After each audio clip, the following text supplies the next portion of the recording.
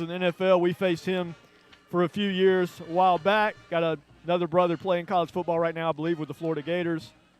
There's a quick throw far side. Looks like Kentrell Borden with the short gain, a couple of yards there. 2nd down and 8 for the Panthers. Had a solid gain from our quarterback, Baylor Smith, last week. Hoping he can continue the hot streak. Our Metro Bank player of the game, as a matter of fact, last week. Yep, there's a quick pass. Far side, now trying to stretch it out. Nice change of direction.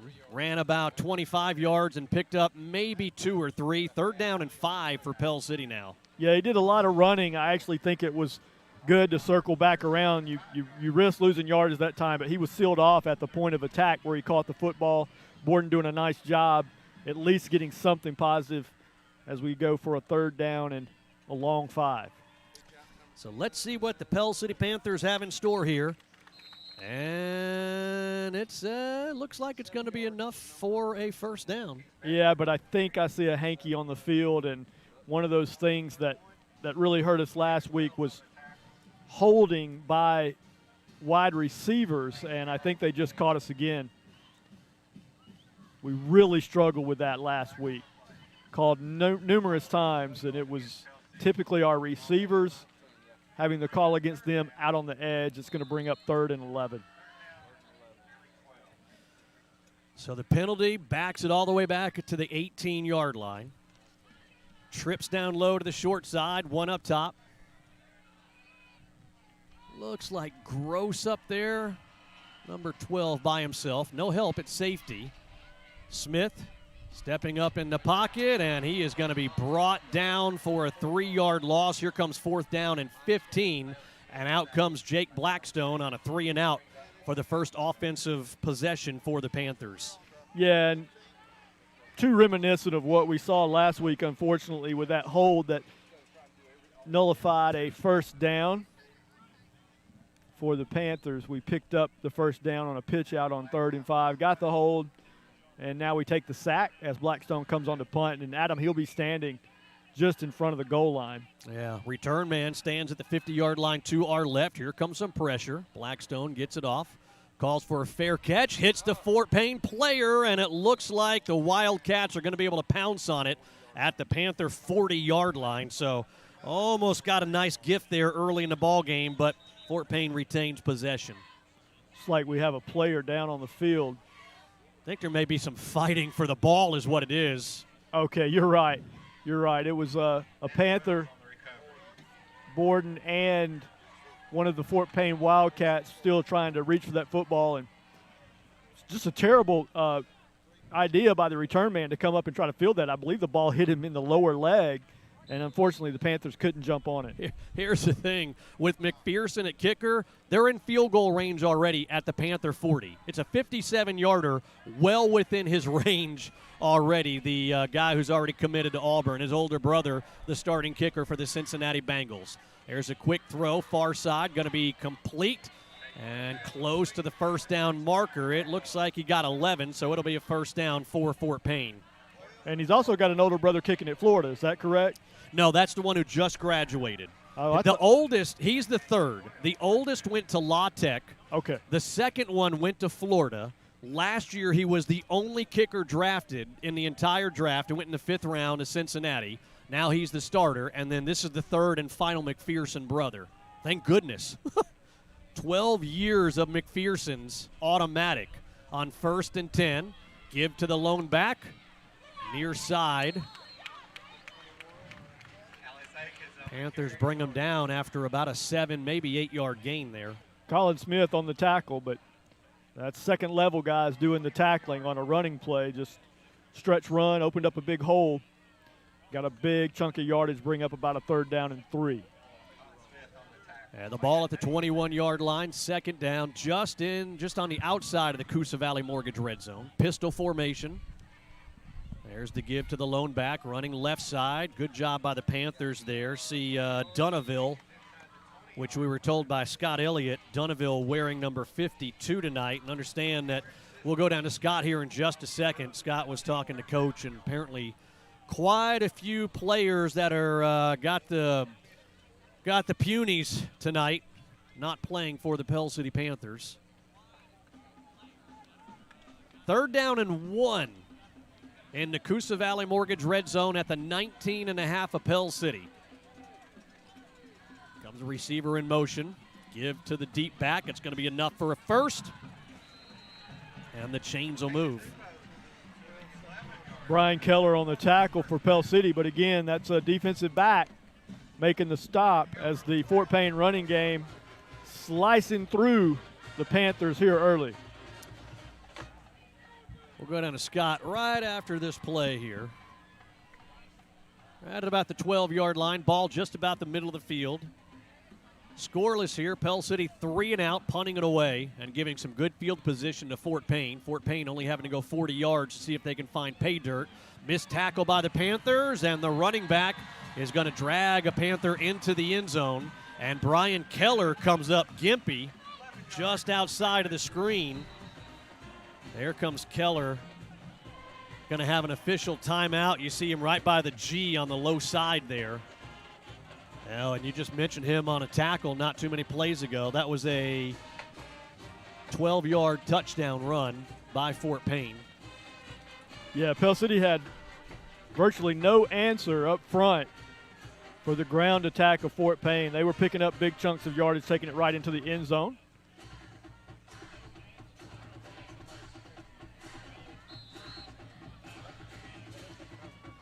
Awaiting the PAT, this thing may land on the other side of the concession stand with McPherson's leg. Kick is up. Plenty of leg, of course, and it is good. So 7:53 here in the first quarter. It's Fort Payne 7, Pell City nothing. You're listening to Panther Football on 94.1 FM, The River. I'm Laurie Brazier, a realtor with Fields Gossett Realty right here in Pell City. I grew up on Logan Martin Lake and have many special memories of skiing, boating, and cookouts with family and friends. My husband and I bought our first lake home back in 1999, and that began an adventure of making new memories with our own children here in the beautiful Pell City area. I'd like to help you find a way to make memories in your new home. That's my specialty, listening to your needs and helping you buy or sell your own home. Back here at Fort Payne High School as the Wildcats up 7-0 early in this ball game. They go 40 yards on their opening drive after Pell City goes 3 and out. And now McPherson, again, is already committed to Auburn. He just absolutely a cannon of a leg. And the 3 return men for Pell City just watches that one sail out of the back of the end zone. Alex McPherson offered from Auburn, Florida, Georgia, LSU, Tennessee, Texas A&M. You name it, he was pretty much offered. Big legs on those McPherson boys. You know, Coach Lee's going to have his hands full over the next 3 games, getting the Panthers to battle. You're playing for pride at this point, especially the seniors. It's the last 3 games. No playoffs. We've already been eliminated. So trying to make sure the Panthers, their heads stay in the game. There's a throw, going to be caught. Thrown a little behind Marquise Bedford. Does a good job bringing it in, but he gets to the line of scrimmage, 2nd down and 10.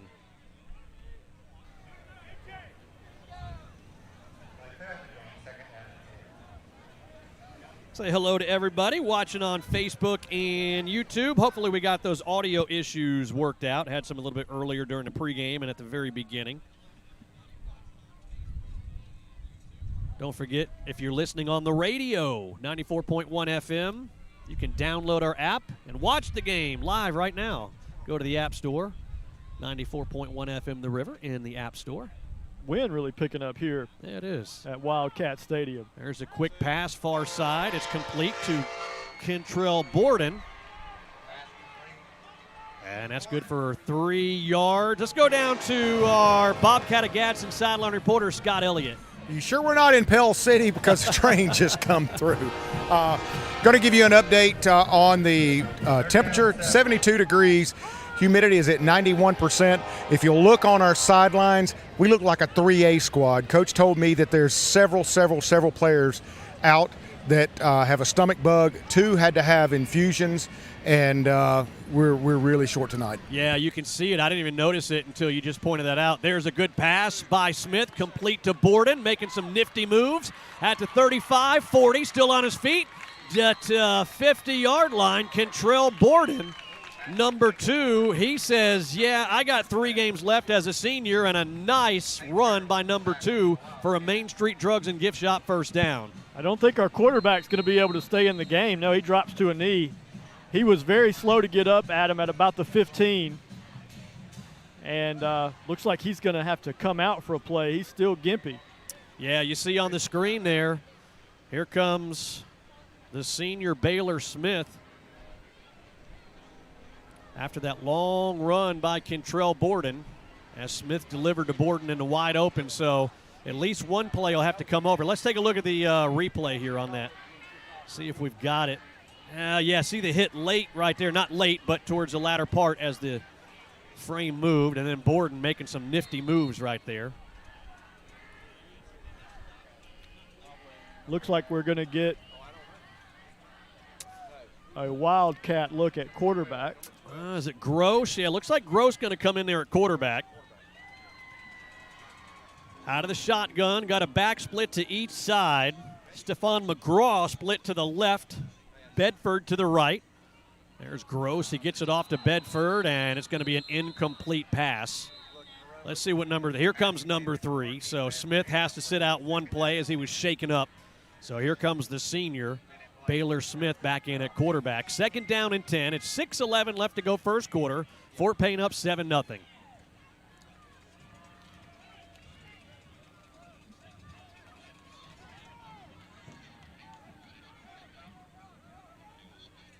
Appears to be some confusion on offense for Pell City, and they're going to have to burn a timeout. There was. Yeah, timeout by the Pell City Panthers. Let's take it with them as well. 6:11 first quarter. Panthers down 7-0. It's Panther football on 94.1 The River. If you're looking for a new primary care doctor, consider a Complete Health practice.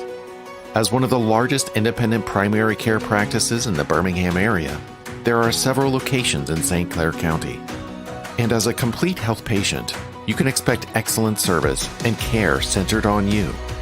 Visit them at CompleteHealth.com to find a practice nearest you. Complete Health. Patients first, always.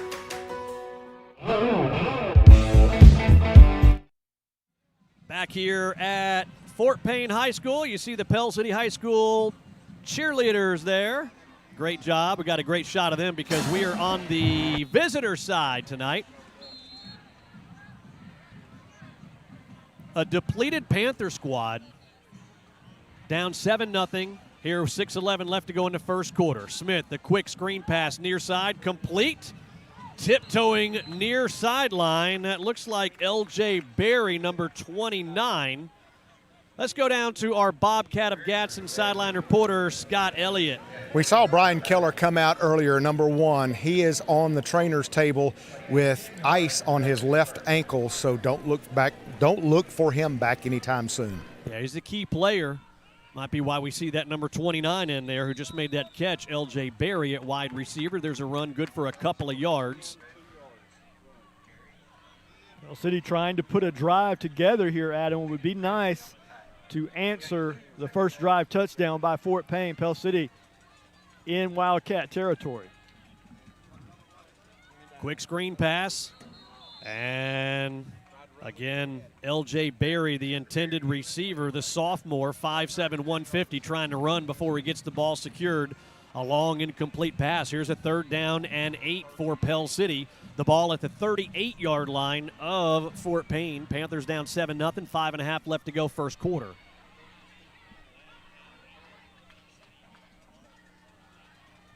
Smith directing traffic from the quarterback position. Smitty, the receiver by himself, down low. Trips up top. There he's looking for Smitty. It's complete to number 14. Nice little curl there. That's going to be enough for a Main Street Drugs and Gift Shop first down. Yeah, just a stop route. He just takes off downfield, breaks off his route, turns around, and Baylor doing a nice job at him, hit him in between the numbers, and then Smith turning around and picking up some additional yardage. Clock continues to roll. 5:20 first quarter. Panthers down 7-0. Same play, looking for Smitty. Makes the first man miss. Here comes some help from another defender, and the gain will be a couple of yards. Scott pointed out earlier, look at our sideline here, and you can see just barely on the bottom part of the screen, not the typical numbers. You got some players that don't have the pads on with a jersey. Some did not make the trip. Smith looking across the middle of the field, and here comes a pass interference intended for Kentrell Borden. That'll give a first down for the Pell City Panthers inside the Coosa Valley Mortgage red zone. Home fans didn't like it, as we'll look on the replay here. See Borden coming from the top side of the screen.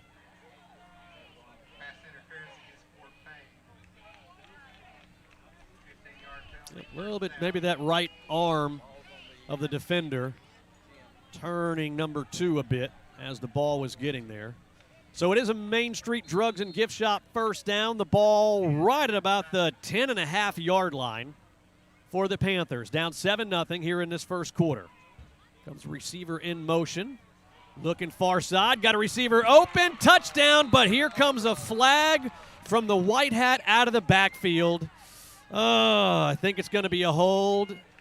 No. Yeah, go ahead. Yeah, I was going to say Baylor Smith was thinking the same thing, Adam. He had a dejected look, but it was just a late hit on the quarterback, so touchdown will stand. Nice answer by Pell City. Yeah, you see Baylor Smith giving the touchdown sign himself there. So Baylor Smith with a touchdown pass. That was a 10-yard touchdown. You know what the good luck was? What's that? JJ's listening. Hey, JJ! All right, awaiting the PAT. See, JJ, you listen, and the Panthers get a touchdown. Back with us. PAT, attempt to the upright to our left. It is up, and it is good. And it looks like Blackstone that attempted the PAT right there. Hey, see if we can figure out, Scott, see if we can figure out why Blackstone attempted the PAT and not Sailor Richard there. Let's take a look at this touchdown pass here. See the receiver going to the top side of the screen. Great play. Boom, there he goes. Great move and a great throw by Baylor Smith. I love the out route. That was a great job. Kentrell Borden with another big play on that drive. He caught that third down and long pass that brought us to about the middle of the field, making some nifty moves, and there a 10-yard reception. Really big answer by the Panther offense there, because our defense did not look motivated in the first drive, and big gaping holes were opened up by the Fort Payne offensive line, so hopefully we can figure some things out and stop the run here.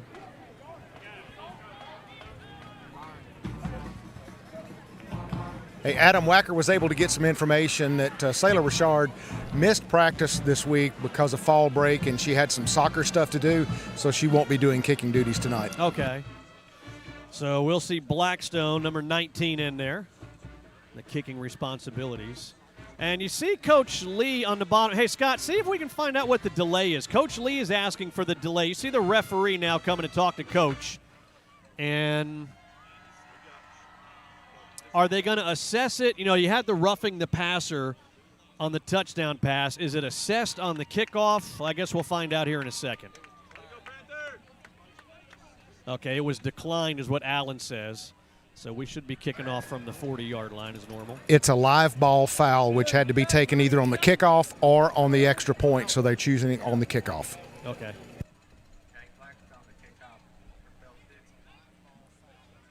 Well, I don't know where you got that info from, but we're kicking from the 40.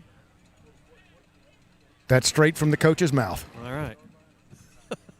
Well, tell him to move the ball up, Scott. Yes. So Blackstone kicking from right to left, 7-7 the score, 4:49 left to go first quarter here at Fort Payne. Blackstone, high kick, tries to find a little dead zone. Good kick by Jake. And the Deep man had to rush up to the 25, almost found that dead spot right there. Yeah, if you want to drop one in, that's how you do it right there. That guy did, the return man for Fort Payne, he comes up and has to do everything in his power just to get to the football. It's a live football. Pell City jumps on it. It's our ball. So nice job by Blackstone on the kickoff. Hey, we're up here monitoring our Facebook page. Hello to everybody that's watching on Facebook. Of course, those on YouTube as well. Let us know where you're listening from on Facebook, on the comment section. Here we'll give some shout-outs here in just a second. Some nifty moves there in between the big uglies by the running back. Goes for about 9 yards right there. Yeah, not the niftiest tackling for the Panthers. We can do better than that. That's going to drive Coach crazy and the defensive coaches as well, because that just was not a good job tackling. Yeah, saw Bubba Roberts, defensive line coach, legendary guy here at Pell City High School, been on the staff a long time. He was one of those coaches you were talking about having a willie on the sideline, and he's going to have a willie on that long run too. Bubba's out there thinking, where's the me that would hit him at the handoff? Bubba was one of the quickest guys off the line I've ever seen. High school All-American, Bubba Roberts, back in the late 80s for Pell City. There's a throw. Far side, it's complete. Borden doing a nice job wrapping up the wide receiver. Give a shout out, my buddy Mark Johnson, selling some Fords. He's in Riverside at the crib, watching on YouTube right now. Don't forget you can mirror, if you're watching it on your phone, mirror it onto your smartphone, or if you got the YouTube app on your smartphone, just bring it up there. Long, that thing is just hanging up there, and it's going to go out of bounds, nowhere near anybody. Let's see who else we got. David saying, let's go, Brandon. Miss Alverson. Love you, Miss Alverson. Let's see who we else got going on there. Charles Isbell. He's at the Moody game watching some Pell City Panthers. Sandy on the highway. Be careful, Sandy. Keep both hands 10 and 2 there. Donna watching from Lee County. Hello, Donna. 2nd down and 10. Stretching it out near side. Great job by the Panthers there. Just sniffing it out. Who was that, Sisson coming from behind there? Yeah, Sisson doing a nice job against the run. Going to bring up 3rd and about a yard. I'm sorry, 3rd and 9. I was looking at the wrong flag, guys. I was immediately attacked by our statistician and spotter.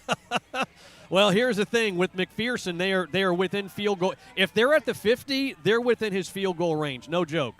He was hitting 70-yarders in practice on 3rd and 9. Let's see if we can get a stop. Oh, a great job by the Pell City Panthers knocking that thing down from that right side of the defensive line. Here comes 4th down, and McPherson going to be attempting a long field goal. Big Michael Snow knocking the ball down. Great job by Snow. 61. This would be, what, a 58-yarder? Yeah, this is actually kind of fun to see. The kid has a big-time leg. He is almost at midfield. He is the holder is at the 48. And there's going to, he's got plenty of leg, man. I'm telling you, watch. It'll just be about accuracy. 58-yard attempt. You don't see this a lot in college ball. He's got the leg plenty. Does he have the accuracy? It is no good wide right. That was good probably from 65 plus, no joke, but it was wide right. And the Panther defense on that big 3rd down slap down. Now Pell City gets the ball with good field position. 3:04 left to go here in this first quarter. We're knotted at 7. Regular. That's impressive, though. What a powerful leg, guys. I mean, that was just like a cannon, dude. Never a doubt in terms of distance. It was just to see if it got between the uprights. He's got 60 yards all day, man. Yeah. Look, I'm telling you, when we were here, when they first came out, now there's no rush. There's no lineman trying to get in, but he was hitting 70-yard field goals in practice. I don't like this rule.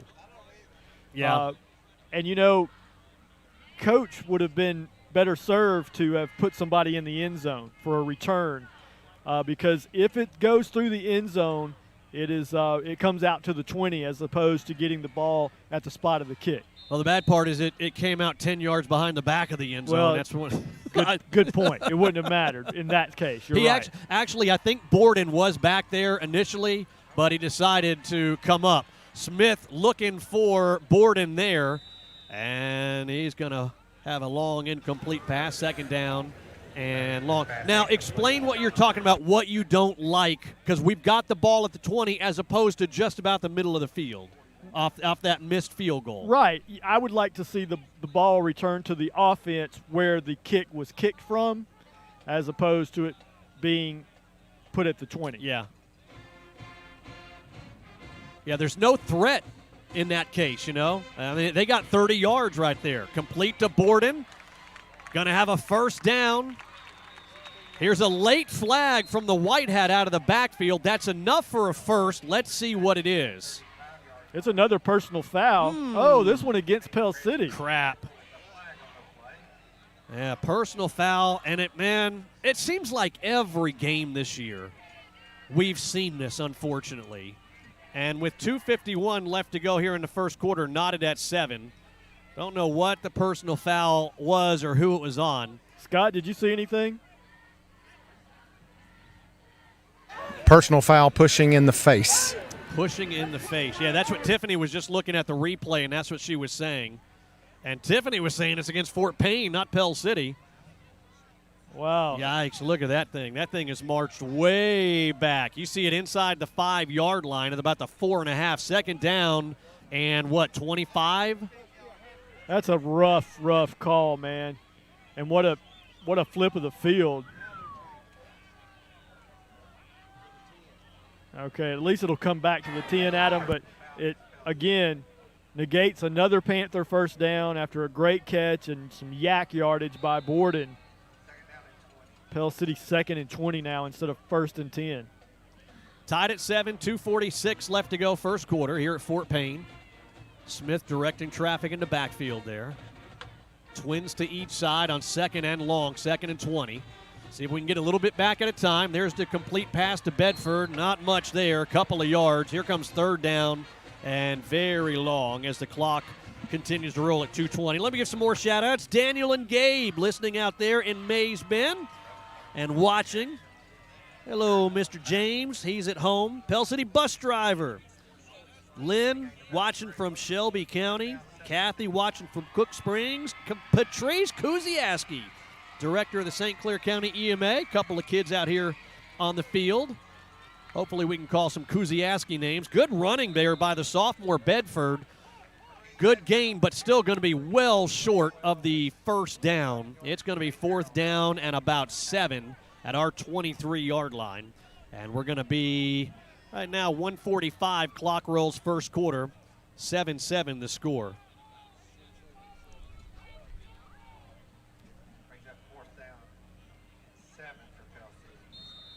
And Blackstone standing inside the 10-yard line to our right. Return man again, going to get some good field position for Fort Payne. We saw last time the return man didn't make a smart play on the return. Let's see if we can get something similar here. Let's see if Jake can get a good leg into this thing.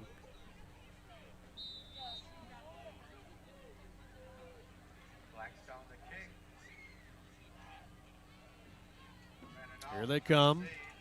Jake gets a high punt off, calling for a fair catch, and he does so at the 48-yard line. So again, a short field for the Fort Payne Wildcats. Already had a 58-yard field goal attempt by the Auburn signee Alex McPherson. He is the third in the trio of brothers. 12 years they have been solid. The oldest brother, Logan McPherson, he hit a 57-yard field goal in high school here at Fort Payne. He signed with La Tech. The second brother, Evan McPherson, he hit a 60-yard field goal here at Fort Payne. He went to Florida, holds the SEC record for accuracy of 50 or more field goals in a career. He is now the starting kicker for the Cincinnati Bengals. And the third brother here, Alex. And some good pressure by the Pell City Panthers. An errant throw by the quarterback for Fort Payne. Well, it was errant for a reason, Adam. I don't think you noticed, but Michael Snow got up and deflected his second pass.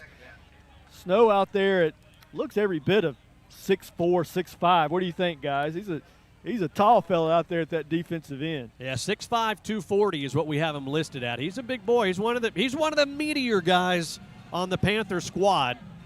Definitely one of the taller, for sure. On that right side of the defensive line as you're watching there on your screen. 7-7, the score. Moon getting a hand. Can't bring him down, but slows him up enough for a couple other Panthers. Couple of yard gain. Here comes another third down. Again, in field goal range for McPherson. Yay, thank you, man. Appreciate it, John. John Simpson making the trek up here. And buying you and I a Coke. I know, isn't that great? A Coca-Cola, sweet.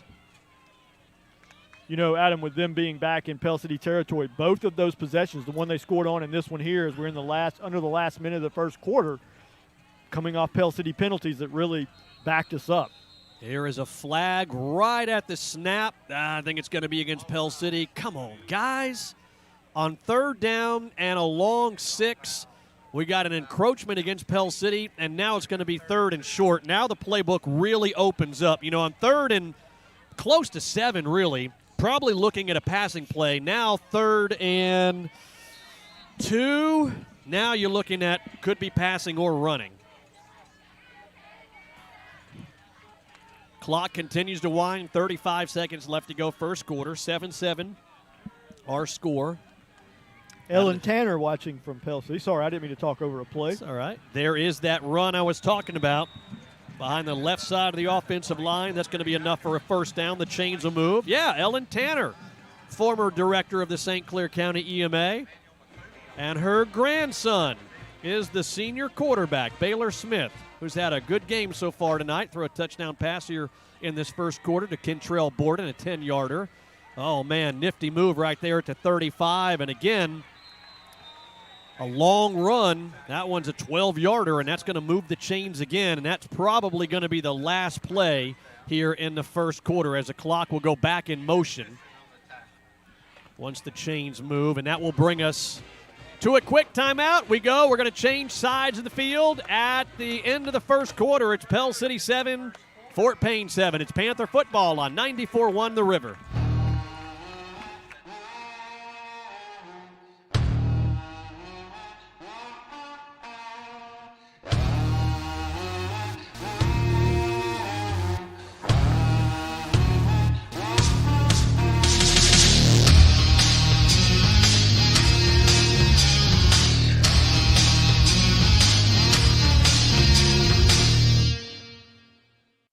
McSweeney Chrysler Dodge Jeep Ram says it's tailgate time. Show off and show off in a new Ram 1500 4-door starting from $34,999 while supplies last. During Ram Power Days, the Pell City Truck Pros feature the largest heavy-duty truck inventory in the Southeast. Buy a new Ram 1500 4-door starting from $34,999 at McSweeney Chrysler Dodge Jeep Ram. I-20 exit 158 under the biggest American flag in Central Alabama.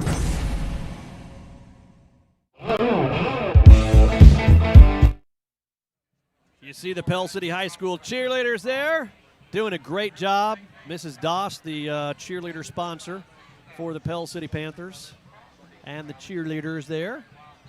We'll watch them a little bit. We're getting ready to go into the second quarter. The Pell City Panthers 7, Fort Payne 7. Fort Payne with the ball, now driving from right to left. As we look here from the visitor side, we're set up in the stands. Generator. Hey, y'all, don't let me forget at the half to gas up the generator. It's not good when the gas runs out of the generator. It goes dark really quick. Here we go. It's first down and 10 for Fort Payne. Little play action. Oh, he's got a receiver wide open in the end zone, and that one is going to go for 6. A 27-yard touchdown pass. He just got lost in traffic over there, got behind the safety, and that was an easy 6 for the Wildcats. Yeah, easy's the word. I don't think that receiver will get an easier touchdown catch in the rest of his football career. He just fooled us, got behind the backside of the defense, and all he had to do was wait on the ball and catch it. Awaiting the PAT by McPherson. This one may clear the scoreboard. Let's see where he goes on this one. Plenty of leg. Oh, my goodness, does it clear the scoreboard? I know it goes out of the frame, but it was a big one. All right, let's do a quick timeout. Just starting the second quarter. It's Fort Payne 14, Pell City 7. It's Panther football on 94.1 The River. I was finally ready to buy my first home after renting for the last several years. As I started my search, I got overwhelmed by how many websites and confusing listings there are. That's when I found the experts at ERA King. To me, ERA means expertise, reliability, and activity. I depended on them to find a home in my budget, and they didn't stop working until the keys were in my hands. ERA King. To us, it means always doing the right thing for every client. What will ERA mean to you? Find out at eraking.com.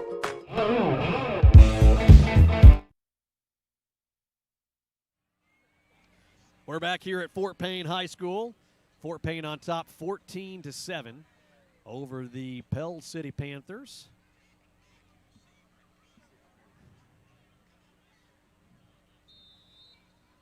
And McPherson, we got 3 guys standing inside of our 5-yard line. We might have a chance to return this one. No, who am I kidding? That one only goes 3 yards deep in the end zone, though. Adam, I'd like to give a shout-out to the Pell City Touchdown Club and also let the folks know that they will be having a meeting Tuesday night. Pell City Touchdown Club meeting Tuesday night in back room of City Market at 6:30. Anyone interested in that and helping support the Touchdown Club and Panther football. First down and 10 for the Pell City Panthers. We're going from left to right.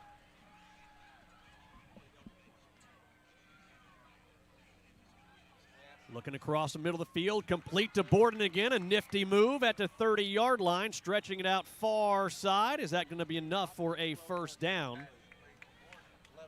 Here's some more shout-outs to Boyles, watching from Eagles Wings, the ranch out there. Who else we got? Oh, I saw Tommy Payne. Tommy is in the stands. I saw him come here earlier. Hey, Tommy. Watching in the stands here at Fort Payne. Stacy. Hey, Stacy. Watching back in Pell City. Julia, Savannah Skelton's grandmother. Looks like we had some movement, and they're going to get us for illegal procedure. So after we get that Main Street Drugs and Gift Shop first down, again, 5 yards going backwards.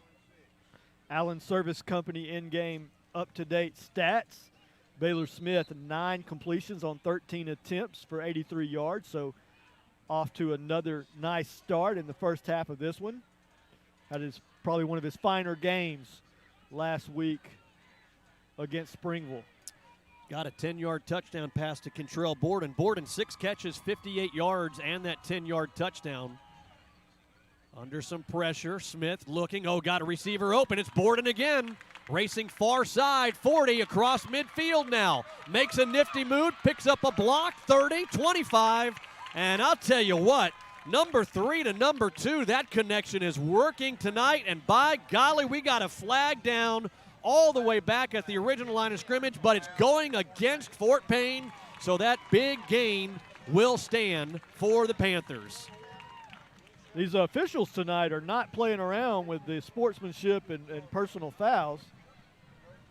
Here's a replay of that. You see Smith doing a great job getting it off to Borden, and Borden's finding that nice little zone there in the middle, and then some great moves, a great block. I can't tell who that receiver is. Might have been Barry out there. Good block by Barry. That one is a 51-yard toss and catch. And I saw in the replay, I don't know if you saw it, I couldn't tell what Panther it was, but there was a tee-off. One of the Fort Payne players took about a 10-yard sprint and just tattooed one of our guys. So we'll take it. It's the tough way to take it, but we'll get some additional yardage on the personal foul. Or did – well, they got to get the yard markers are totally different from the line of scrimmage. See them?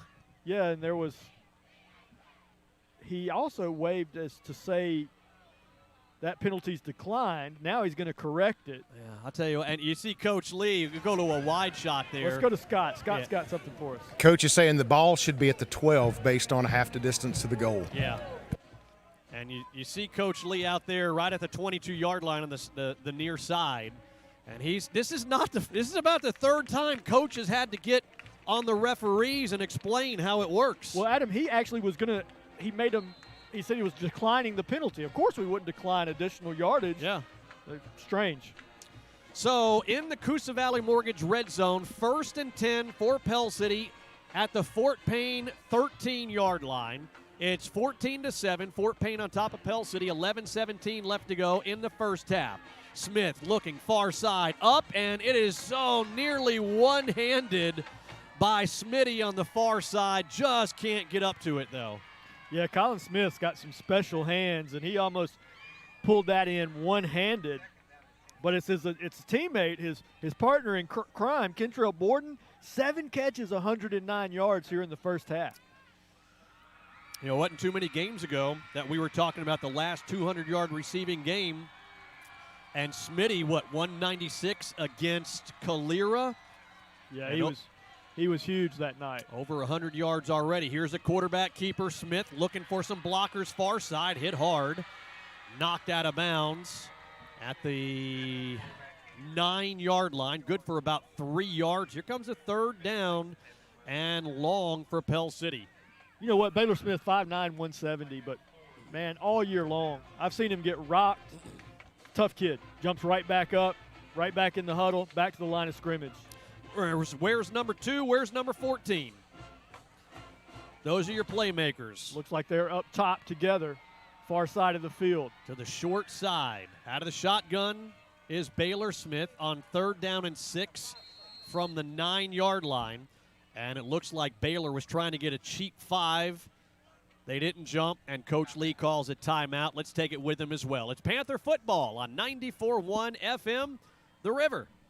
Main Street Drugs in Pell City wants to serve you by providing fast and friendly service, convenient drive-through, and home delivery. All major insurance plans are accepted, including workman's comp claims, free COVID vaccines, and wellness checks for PHIP insurance plans, including spouses by appointment. And the gift shop has everything you need to show your team pride: football spirit wear, game day jewelry, stadium bags, hats, home decor, and more. Like them on Facebook. Main Street Drugs and Gift Shop, your hometown drugstore.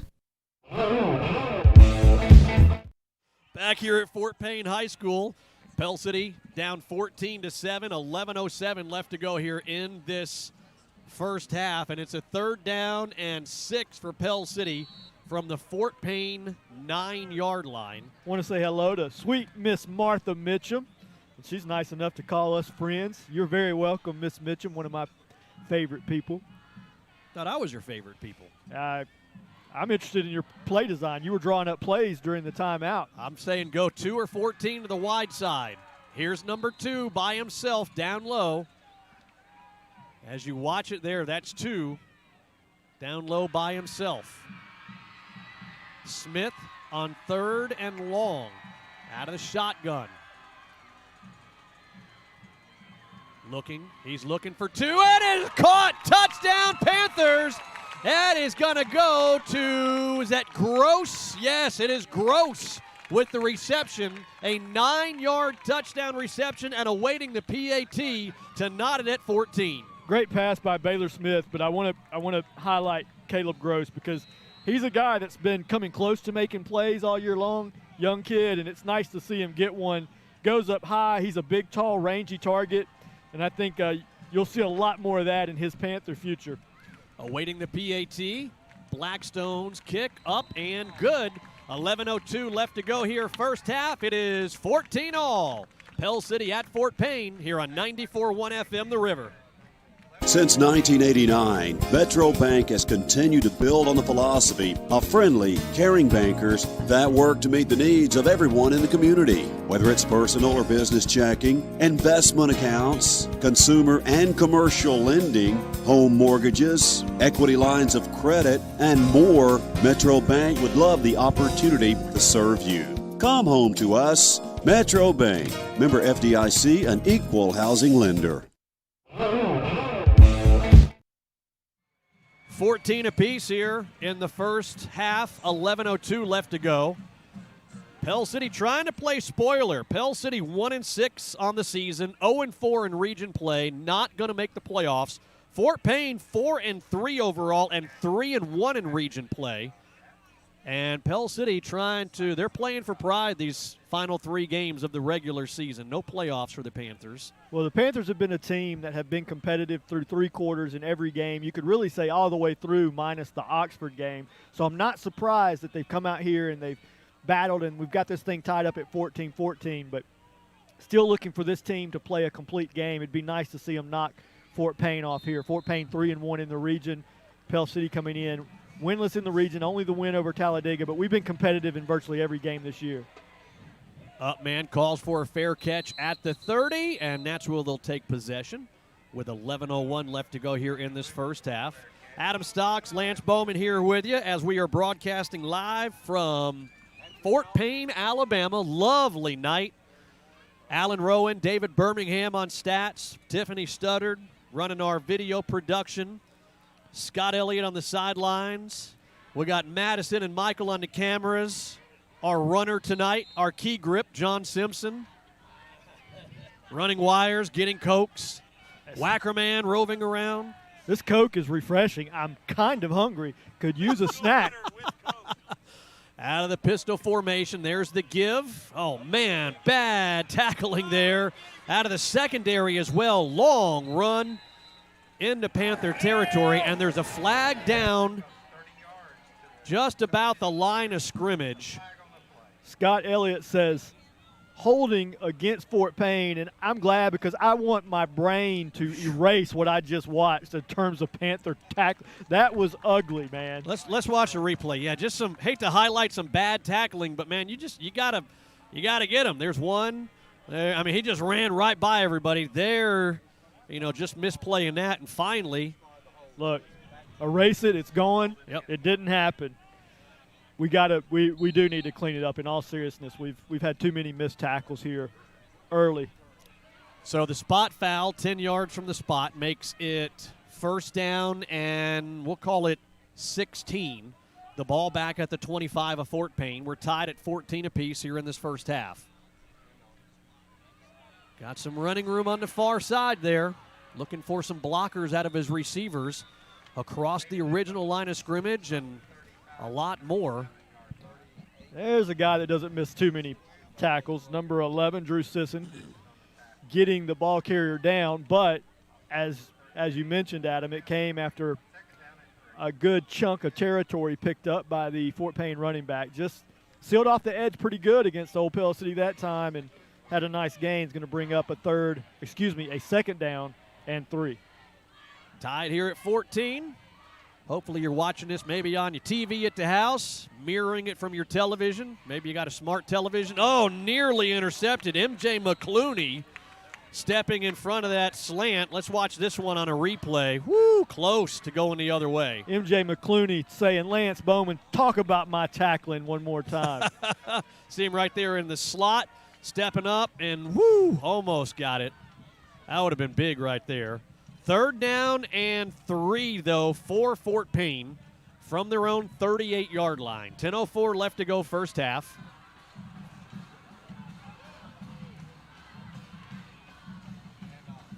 Going to have enough for a first down. Stays on his feet before he's driven out of bounds close to the 50-yard line. So on third down, the chains will move and the drive stays alive for Fort Payne.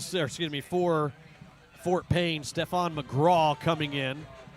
Also coming in is Dunnaville for some replacements. Yeah, they're liking what they're seeing against our edges on both sides of the field right now.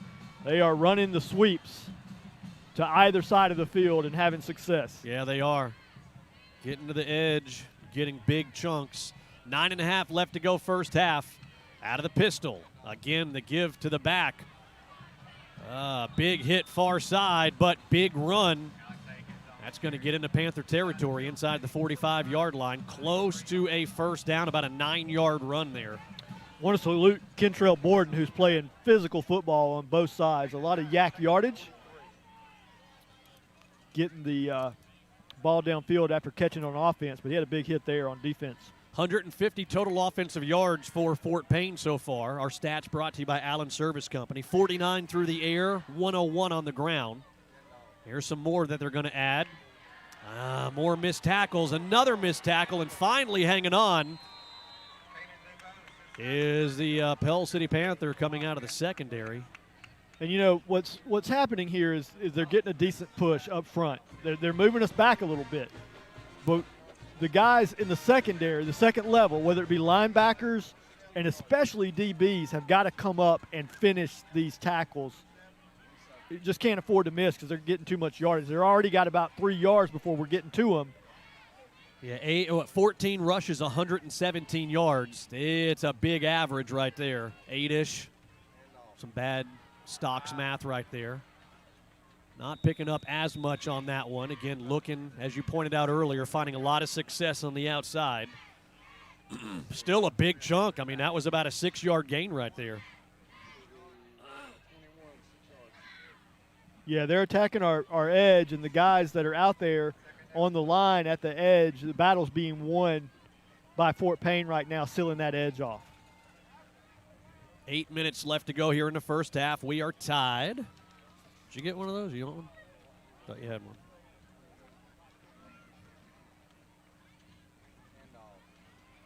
Again, a handoff. Good job by the Panther defensive line there. Yeah, that's number 65, Michael Snow. He's putting together a little bit of a game here in the first half. A couple of pass deflections and a nice tackle there. What you got down there, Scott? Official word on Keller is a twisted left ankle, doubtful. I mean, we are already banged up.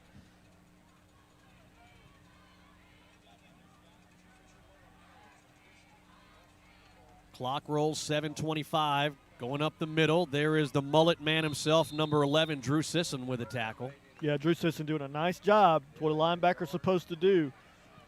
The initial blocks are taken by that defensive line. Your backer's got to come in and fill the gap. Well done by Sisson.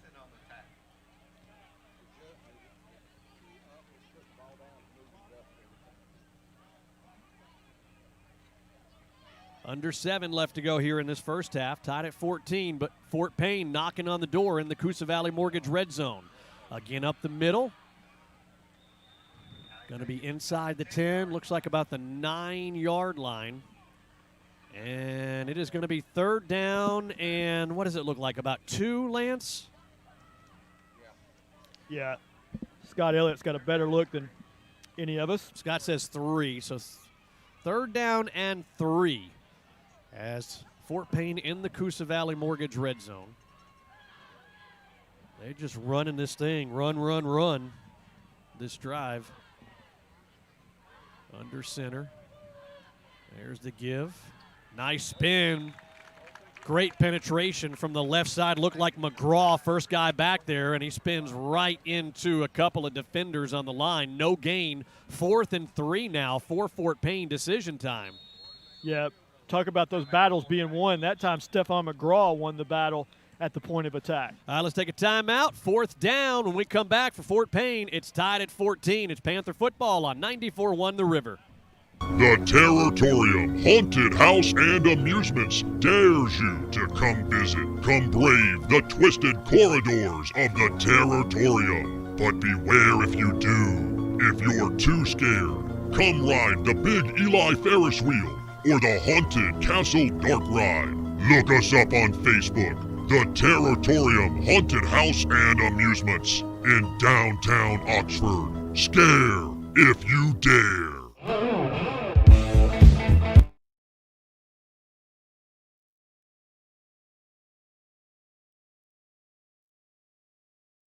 Back here at Fort Payne High School, the cheerleaders from Pell City High School there. Pretty good crowd that actually traveled from Pell City up to Fort Payne. We're broadcasting here in the visitor side stands. So we're getting a good shot of the cheerleaders. See the players back behind them. Several players not dressing out tonight. Unfortunately, injuries. And we lost one big one early in the game. Brian Keller. He's not going to be back in the game tonight, unfortunately, for the Pell City Panthers. So here we go. 4th down and 3. Got to look for a hard bark to see if they can get the easy first down. Looks like they're going to go for it. On 4th and 3, knotted at 17. Give right side, and does he have it? Scott says yes. He's got enough for a first down. Goal to go. Down at about the 2-yard line there. That would have been a big stop had we got that.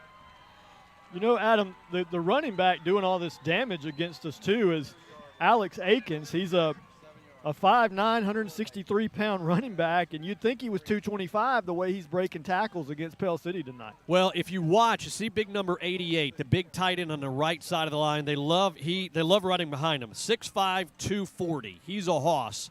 That's why they're running that right side. That's where they run behind again, and this one is going to be good for a 2-yard touchdown run, which gives Fort Payne the lead again, 20-14, awaiting the PAT. 5:32 left. Can Baylor Smith and the Panther offense answer before the end of the half? We'll find out after this PAT. Yep, going to have 5.5 to try to do something on offense. And, you know, it's no secret the offense has been a sticking point, if you will, for Pell City, putting enough points up on the scoreboard. McPherson's kick, goodness gracious. That thing landed 2 counties over, up and good. 5:32 left to go here in this first half. Fort Payne 21, Pell City 14. Panthers with the ball when we get back. It's Panther football on 94.1 The River.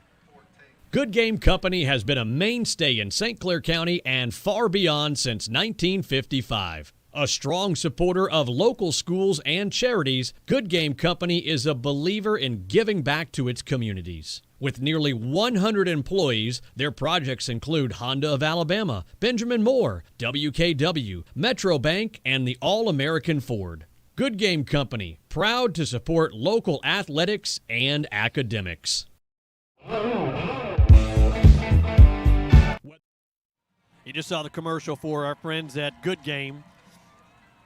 Don't forget, they're going to sponsor, as they always do here, our halftime performance, the Pell City High School Marching Band to Gold. Don't forget their festival is tomorrow. Check out their Facebook page. All the times. I think it starts about 10 o'clock in the morning, goes till about 10 o'clock tomorrow night.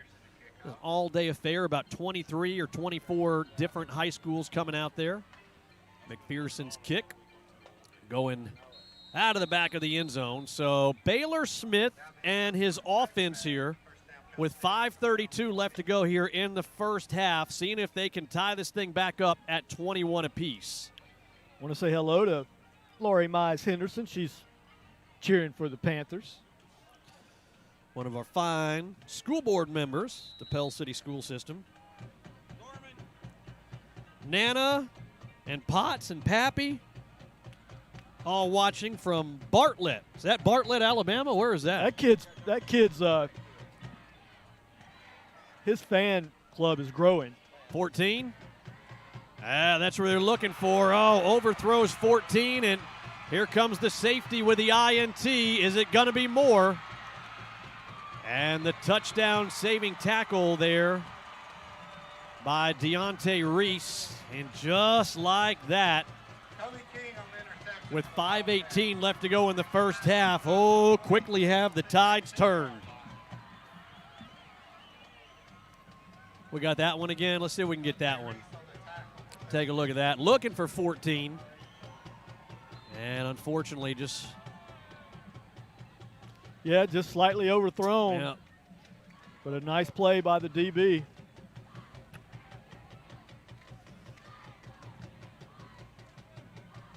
.5:18 left to go here in the first half. It's Fort Payne 21, Pell City 14. Trips up top out of the shotgun. A little play action, looking for the big tight end. He's open, and it's going to be incomplete. Oh, MJ McClooney, man, he looks to the sidelines, and he is very thankful that pass was short-armed, and that tight end could not get it. We're missing this guy right here, Adam. He's kind of the leader back there, Carlos Herring, out tonight. Yeah, McClooney was man-on-man against that tight end, and he just flat out let him get behind him. And luckily the quarterback short arms it. Second down and 10, the ball at the 18. Again, they go to the run. Big hole there, and he dives for the pylon. Does he get in? No. Just a tad bit short. And it was close. Yeah. I thought both hands were going up for the touchdown. First down, goal to go for Fort Payne. Man, that INT really swung. You know, it's you take a look at Springville last week. You know, Pell City goes up 14-0, allows Fort Payne to get in, get 2 touchdowns late in that first half. The momentum swings from Pell City sideline in that first half to Springville. Kind of seeing that again. Oh, ball's on the turf. Oh, come on, guys in white. We got it. The Pell City Panthers pounce on the thing at the 10-yard line. Yeah, Hunter Otwell jumps on the football. He just mishandles, as we'll see on the replay here, Adam. It's just a mishandled ball from quarterback to running back. He tries to dive back on it. One Panther slaps it, and then Otwell jumps on it. Nice job, guys. That's a huge break for Pell City. Yeah, even if Pell City doesn't score on this drive, it still just keeps it at 21-14 because it looked like it was going to be 28-14 going into the locker room. 4:44 shows on the clock. 21-14. Trying to find something left side. Little bit of running room there. Not much. Clock at 4.5 as it continues to roll. Don't forget, we will check in with the Pell City High School Marching Band Gold here at the half. Of course, Scott will have a quick word with Coach Wayne Lee as they make their way into the locker room. Matter of fact, the locker room, the visiting locker room, is way up there across the way on the hill. A long walk, and when I was talking to Coach Lee yesterday, he said we may just stay behind the visiting stands and avoid that long walk. Looking near side, passes up, it's complete. That's going to be enough for a Main Street Drugs and Gift Shop first down. Well, that's definitely been his favorite target, talking about Smith, who's having a fine first half, minus that last series where he threw the pick, but he's 12 of 16 now, over 150 yards, and Borden 8 catches for 121. Yeah, that 12-yarder was big right there. 3:50 left to go here in the first half. Clock continues to roll. Here comes a run, not much there to the 25. Got to get a little bit of a hurry-up mentality here. 3:35 as it rolls here. Panthers down 21-14. You know, I don't agree with you, and here's why. Because of what you mentioned at the start of this drive. Let's don't give them the ball back no matter what. Now, if we get across midfield, we can quicken things up. There's still 3 minutes, but we do not want to give the ball back to Fort Payne too quickly. Second down, and we'll call it 8 from our own 26-yard line. 3:10 left to go. Out of the shotgun is Smith. He's going to drop back to pass, looking to his left across the middle of the field. There's number 2. Making some nifty moves, dives across the 30 to the 31, 32-yard line. Going to bring up third down and a long one for the Panthers as the clock is at 2:45 now. Adam, Kentrell Borden with 10 first half catches. 10 catches, 139 yards, and a touchdown for number 2. There's the give to, it looks like Day-Day Reese. Numbers are hard to see from up here. Nothing there. Now we can probably begin to quicken things up a little bit. Adam, the running game, 7 rushes, 20 yards. Yeah, you see Day-Day Reese in the screen right there as he's limping coming to the near sideline. And here comes fourth down. And again, Coach Wayne Lee talking with the referees. I got completely confused there. I did not realize it was fourth down. Yeah. So fourth down for Pell City. We lose a couple of yards, 4th and 5. And Pell City going to punt this thing away. I didn't see who the timeout was indicated to, but I'm guessing Fort Payne took the timeout to stop the clock and see if they can't get something. You see Coach Lee, he wants an explanation on something. Scott is trying to listen in. I need Scott to get in that huddle. Yeah, get in that huddle, Scott. Come on, man. What are you hearing or what are you seeing? Timeout for Payne. No, but what was Coach? Coach was arguing, asking an explanation of something from 2 referees. That I didn't get to hear. There's probably something being said that I couldn't repeat.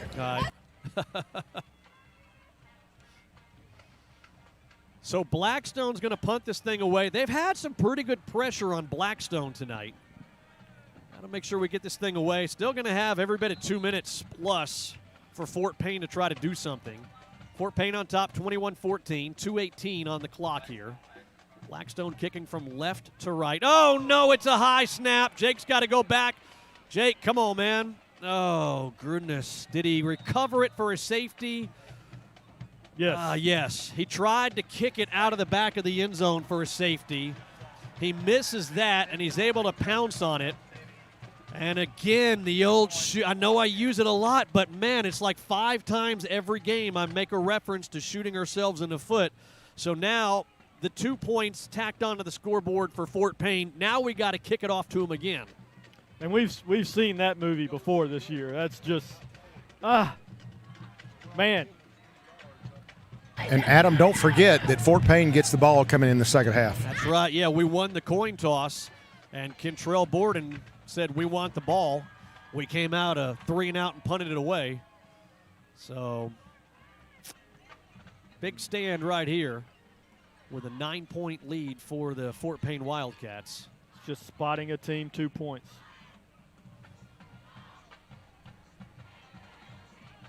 Fort Payne coming in 4-3 overall, 3-1 in region play. Pell City 1-6 overall, 0-4 in region play. No playoffs for the Panthers, playing for pride. What you got, Scott? Sideline interference on Fort Payne, so we're going to be kicking off a little bit further on their end of the field. Okay. That helps out. We'll take 5. Take it however many they give us. We've got the option, right? We can punt this on the yeah, you can safety. punt. You can punt or kick it like a standard kickoff off the tee. And still 2:12 left to go in the first half. So, we've seen some big chunks of yardage. Matter of fact, looking at Fort Payne, 22 rushes, 161 yards. So what's that? 7.5 yards per rush. Those are big chunks. 7.5 yards a rush. Pell City has got to shore that up. So Pell City kicking off from the 35-yard line to the left.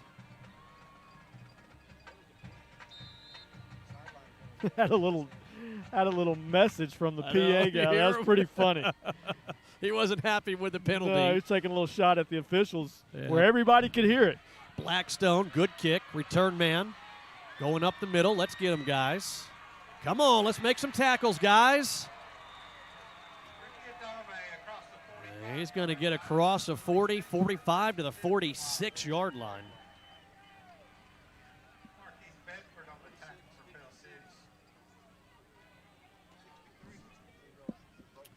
.203 on the clock here. Boy, this has been a long 3 minutes on the clock, hasn't it, this last part of the first half?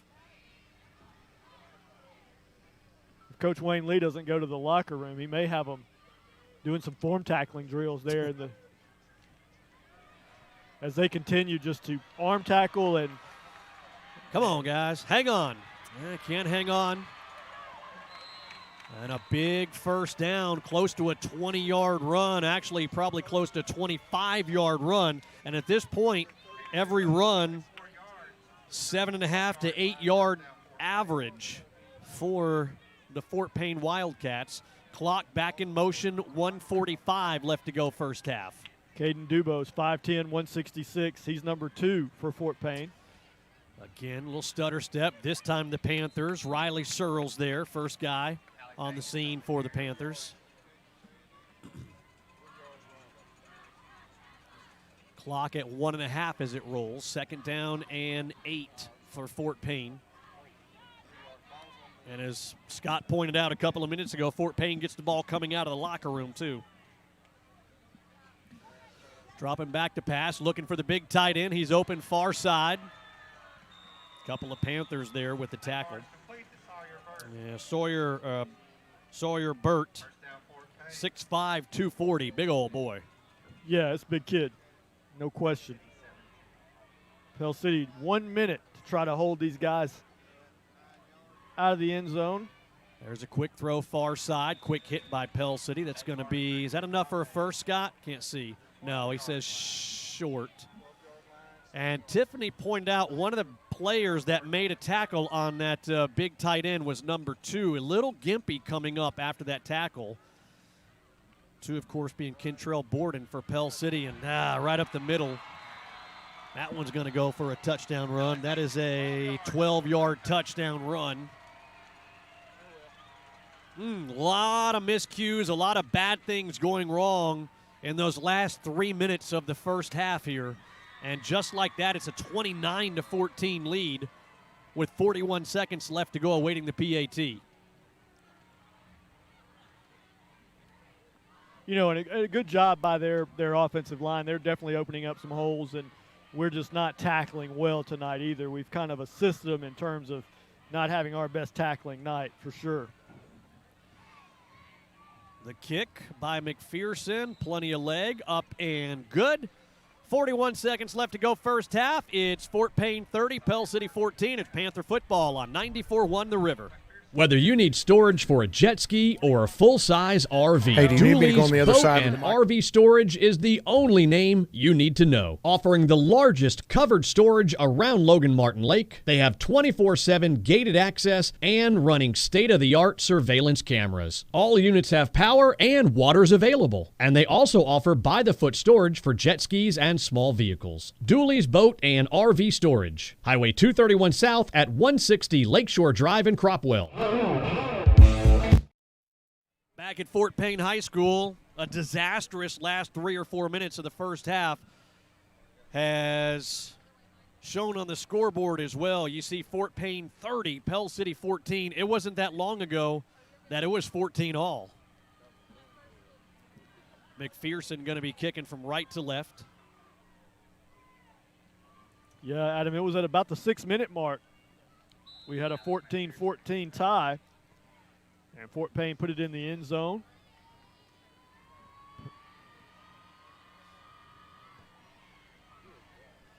And McPherson, even his bad kicks, go 8 yards deep in the end zone. Good leg. We've talked about him quite a bit. If you're just now joining us, Alex McPherson, he's the #1 rated kicker in the nation. He's already committed to Auburn. Attempted a 70-yard field goal last week. He attempted a 58-yarder. Was it what was it? 58, is that right? 58. Yeah, earlier this game. Had plenty of leg. He just went wide right. Kid's 145 pounds, too. He's 145 pounds. He kicks the football a mile. Yep. His older brother is the starting kicker for the Cincinnati Bengals, the only kicker drafted in the 2021 NFL Draft. Now, not his best outing last Sunday.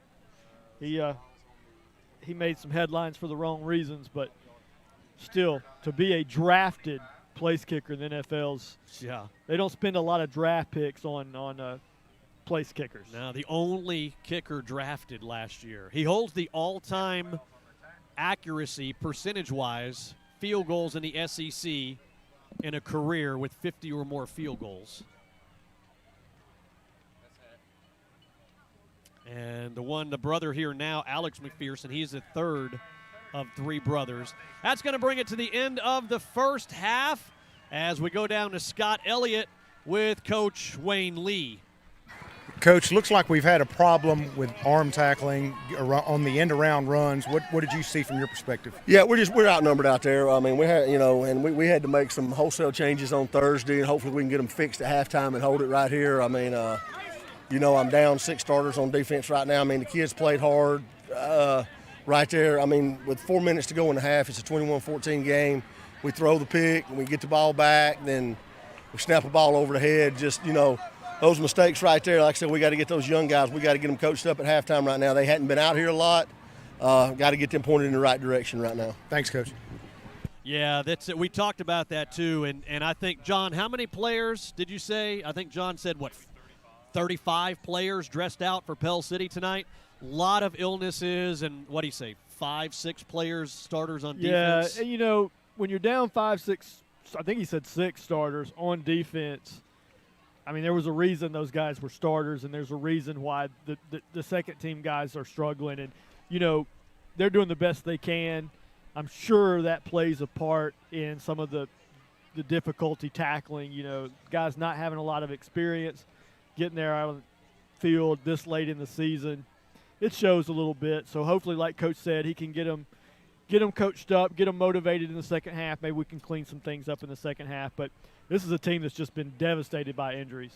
Yeah, we're gonna keep it here because we're on the road, which means the road band hits the field first, and you see Pell City on the far sideline and getting all their stuff in gear. We got the cameras. Of course, we'll do a great job covering the band. Madison and Michael on the cameras. So the Pell City High School Marching Band of Gold brought to you by Good Game Company.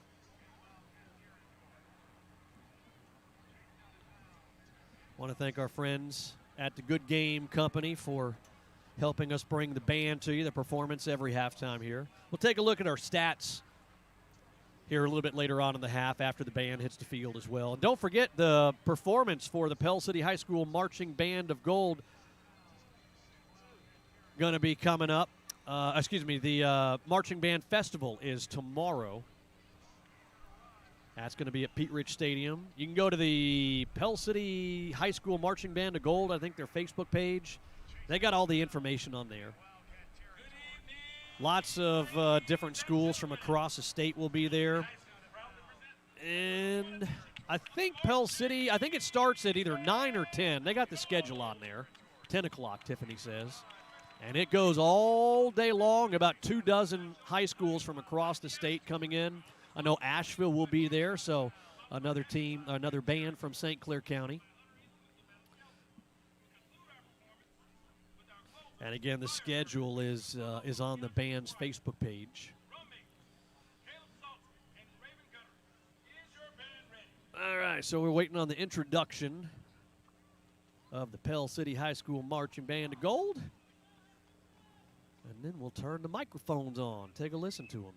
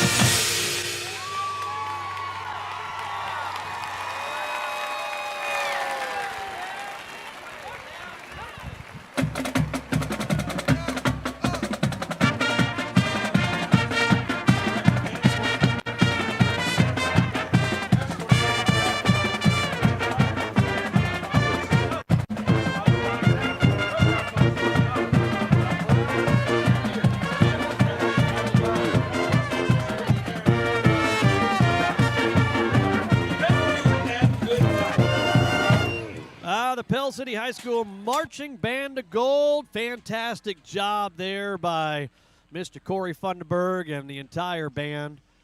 Always get big cheers at the end, whether we're at home or on the road. All right, at the half, it is Fort Payne 30 and Pell City 14. When we come back, we'll take a look at our first half stats. Really, the last 5 minutes of that first half, really things started to come apart. We'll talk about what Coach Lee said going into the locker room there at the half about all those starters that were out. We'll take a look at our stats as well. Stick around. It's Panther football here on 94.1 FM, The River. Thinking about buying your first home? Then Coosa Valley Mortgage can help you unlock the door to home ownership. With first-time home buyer programs that can put you in the home of your dreams. Conventional, FHA, USDA, VA, or construction perm options. Call 205-884-2665 or visit CoosaValleyMortgage.com to see what Coosa Valley Mortgage can do for you. Coosa Valley Mortgage, we've got you covered. Equal housing lender, NMLS 198757. Discover the Diversicare difference at Diversicare Pell City, where we are a respected provider of post-acute healthcare services. Whether your medical needs are short-stay rehabilitation, complex medical care, or long-term care, Diversicare Pell City has a comprehensive team that is trained to administer high-quality healthcare. If you would like to learn more about Diversicare Pell City, call 205-338-3329 or visit diversicareofpellcity.com.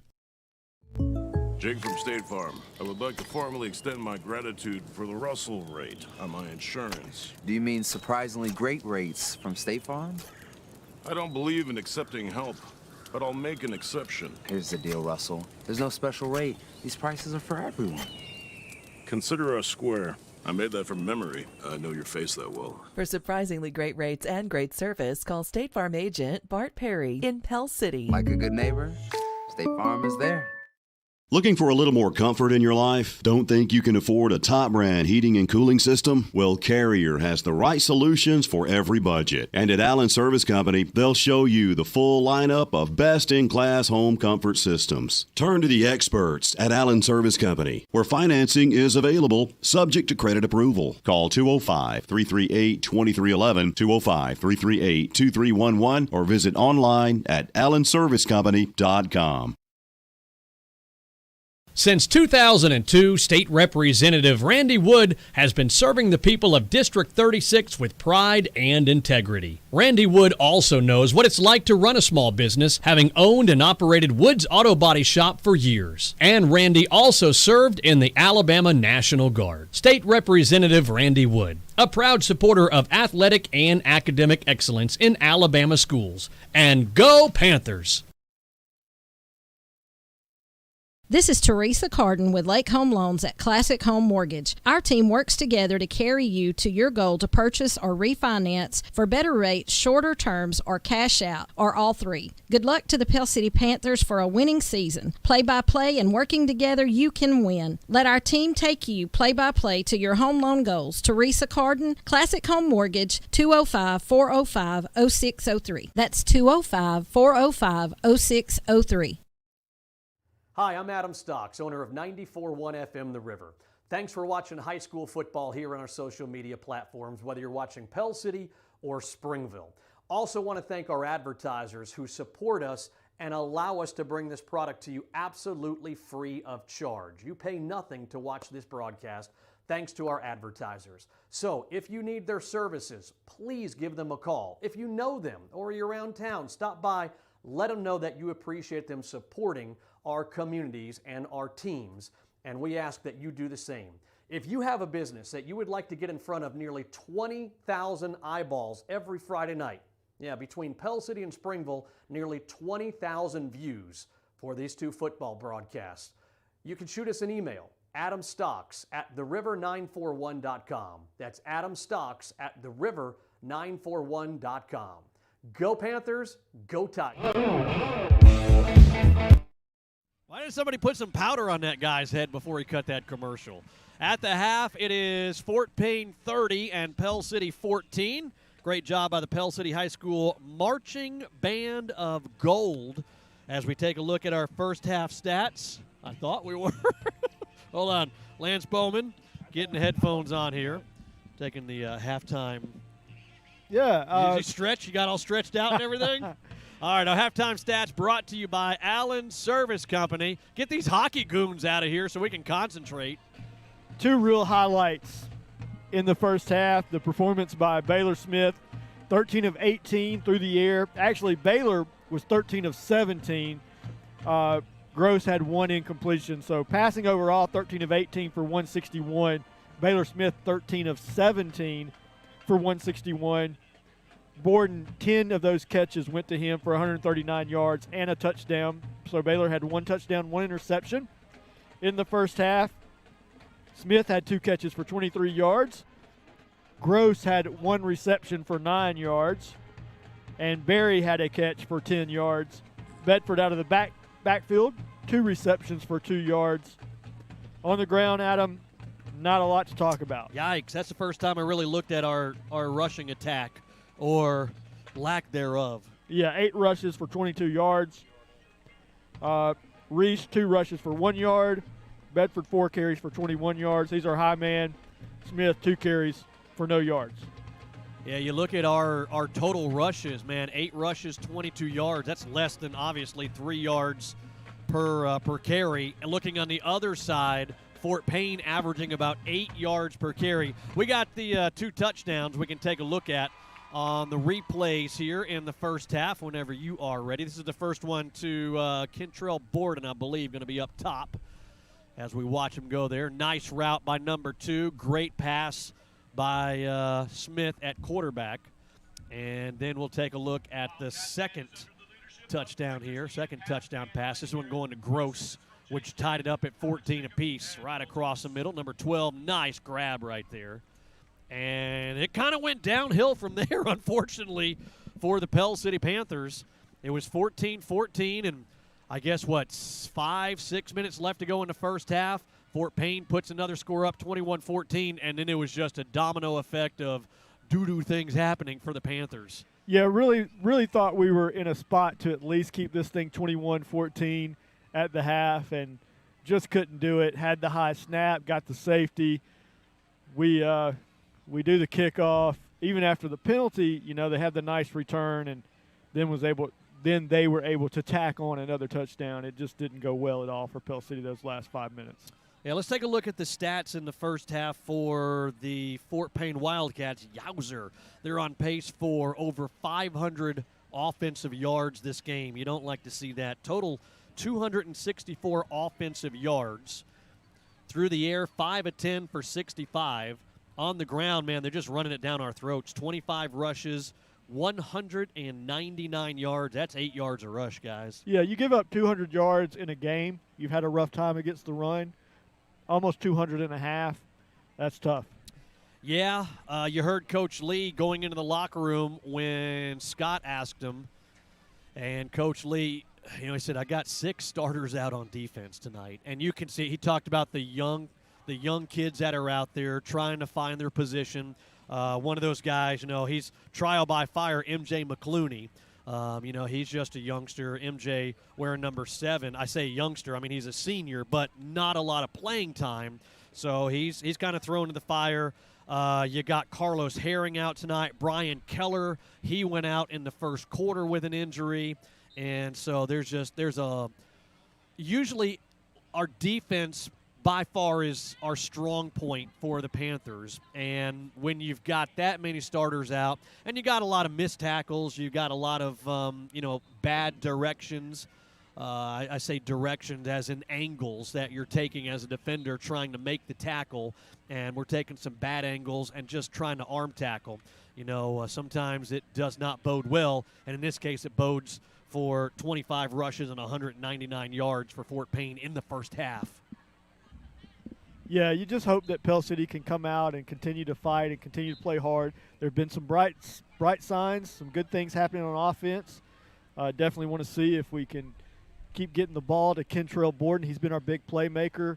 Smith's looked good. So maybe we can tack a couple of touchdowns back and get back in this thing, but we're going to have to find some defense. And it's going to be hard with all those injuries. Let's take a timeout. When we come back, it's kickoff in the second half. Panther football on 94.1 FM The River. Now at McSweeney Chrysler Dodge Jeep Ram, it's tailgate time, and used car clearance pricing continues. Payments as low as $199 a month. Don't let credit block you. McSweeney makes it happen with all kinds of credit every day. Plus, introducing our black tie experience. Every McSweeney vehicle now comes with 2 years free maintenance, free car washes, and more. Only at McSweeney Chrysler Dodge Jeep Ram. I-20 exit 158, under the biggest American flag in Central Alabama. We have facilities that need renovating and modernized. We have programs that need to be integrated into our schools. If we have better schools and better facilities, we will have more people, more businesses come in, your home prices will rise, and all of this will be a boost to our economic community. As an alumni, I ask all of you out there to please help the vision of our school system become a reality. Your exclusive Bobcat dealer for East Central Alabama is Bobcat of Gadsden, and they're a full-line Bobcat dealer for construction and agriculture. They specialize in parts, service, sales, and rentals. And right now they have up to $3,000 in rebates on new purchases and great financing rates. Bobcat of Gadsden, same-day delivery on rentals, factory-trained service technicians, and they're ready to serve you. Call 256-563-4001. Looking to break free with internet that will not hold you back? Only Hargray offers the fastest internet in town with unlimited data as well as local service and tech support. Try Hargray stress-free with no contracts and a 30-day money-back guarantee. If you want speed, reliability, and great value, call 205-350-9885. Go to hargray.com for more and switch to Hargray today. I'm Laurie Brazier, a realtor with Fields Gossett Realty right here in Pell City. I grew up on Logan Martin Lake and have many special memories of skiing, boating, and cookouts with family and friends. My husband and I bought our first lake home back in 1999, and that began an adventure of making new memories with our own children here in the beautiful Pell City area. I'd like to help you find a way to make memories in your new home. That's my specialty, listening to your needs and helping you buy or sell your own home. Back here at Fort Payne High School. All right, got to rely on the fans to remind us to gas up the generator. The boys over here next to me. Lagging on the job. I didn't blow up down there. That's a good thing. That'd be bad. Would you, if I had blown up gassing up the generator, would you have put me out? I would have done my best to have called play-by-play and color. It's just going to... Oh, man, pour some Coke on me or something. The headphones will not reach down to the generator. You have to depend on somebody else to. Great. Appreciate that. Why am I picturing Ricky Bobby running around in his underwear on the track right now? Help me, Tom Cruise! Help me, Oprah! Oh, man. Yeah, unfortunately, the scoreboard reads 30-14. Pell City's got to, look, here's the thing. It's we got to hold them here. They come out and run it down our throats, and we go down 37-14. That's gonna hurt. Can hold them, get a score. All of a sudden, it's 30-21. Work our way back into this. We got a whole half of football in front of us still. All that's going to start with, can we slow down the Wildcat running game? Yeah. 25 rushes, 199 yards, almost 8 yards per carry there in the first half. Yikes. Yeah, got to figure a way to shore that up. Yeah, they were winning at the point of attack, and then the second level of our defense was not helping us, just too many arm tackles, too many broken tackles. So we'll see what Pell City can get corrected again. About 6 starters down on D, so a lot of guys having to step up tonight. And number 2 definitely stepping up. So is number 3, Baylor Smith. They've connected quite a bit tonight. Oh, man, good return by Fort Payne and a good tackle by the Pell City Panthers, but not until he got to the 45-yard line. That's L.J. Berry making a nice tackle on special teams for the Panthers. L.J. Berry, one of the guys that's been asked to step up and play more tonight due to injury, just a sophomore. don't know if you remember his cousin Dingle that I think he graduated class of '93, something like that. We're not to that phase of the game yet, Adam. That's latter halves of the fourth quarter if we're down a few more touchdowns. Oh, man, there are those big chunks and a whole lot more. Can the Panthers run them down from behind? Nope, unfortunately cannot, and that one goes. Look at the flag, though. There's a flag sitting at the 40-yard line. Holding. All right, Scott, I think he said holding. Scott Elliott, a strong call. Scott at about the 40-yard line. Flag at the other 40. Ref makes a holding signal towards Pell City coaching staff. Woof. Scott Elliott 1 for 1 in the second half. Look at the man Callahan. Eating some nachos and cheese. Whacker man getting his grub on down there.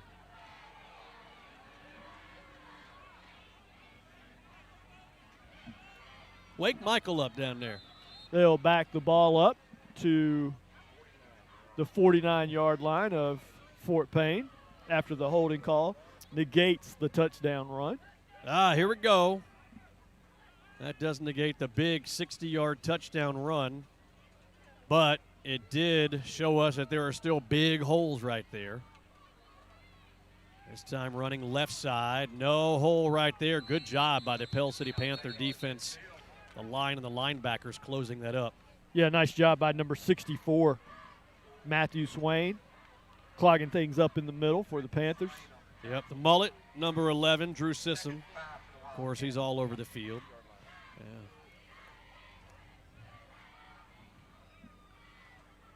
Just getting underway here. Opening drive for Fort Payne in the third quarter.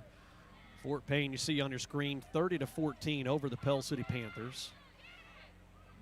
Fort Payne 3-1 in the region. Pell City winless in the region. Gross can't bring him down on the far side. There's one Panther hanging on. He's finally driven out of bounds. Big game, though, enough for a first down into Panther territory. Marcus Ledford, 6'1", 165-pound junior. He's coming in running the football now. So with everything else going wrong, they're throwing a little depth at us. 211 rushing yards tonight on 27 carries. 276 total yards for Fort Payne. Out of the shotgun, looking to throw. A little play action, throwing deep. Got a defender back there. Several of them, one of those being Smith. And looks like Borden back there as well. That's going to be a long, incomplete pass. What you got, Scott? One thing that I've noticed, these last three plays, there's 3 holdings on each one of those 3 plays that hasn't been called. Don't know what's going on here. I was talking to one of the coaches this past week, and he was even saying, he said, man, you go watch some film on Fort Payne, lot of holding, but, you can point it out to the referees, but, there's hold every play. We have a penalty there? What happened? Hold against Pell City. So they saw it. They just saw us do it. Yep. And that marches it way deep into Panther territory. Inside the Coosa Valley Mortgage red zone, down to the 15. Running left side. And again, 2 defenders don't bring them down. Here comes a third one, finally cleaning some stuff up. Smith and Sisson there.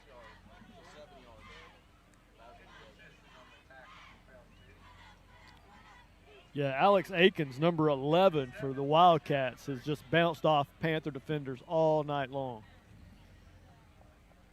And if it hasn't been Akins, it's been number 2, Caden Dubose. 10 minutes left to go here in the third quarter. Opening drive for the Fort Payne Wildcats. Quarterback under center. And going to get enough for a first down. Goal to go at the 4-yard line. Drew Sisson slow to get up. Looked like he may have taken a hit to the face there. He's going to actually check out for a second. He's coming to the sideline. Here again is the handoff, running right side, and he lowers his head, gets into the end zone. So 9:42 left to go here in the third quarter. And it's now a 36-14 lead and waiting the PAT.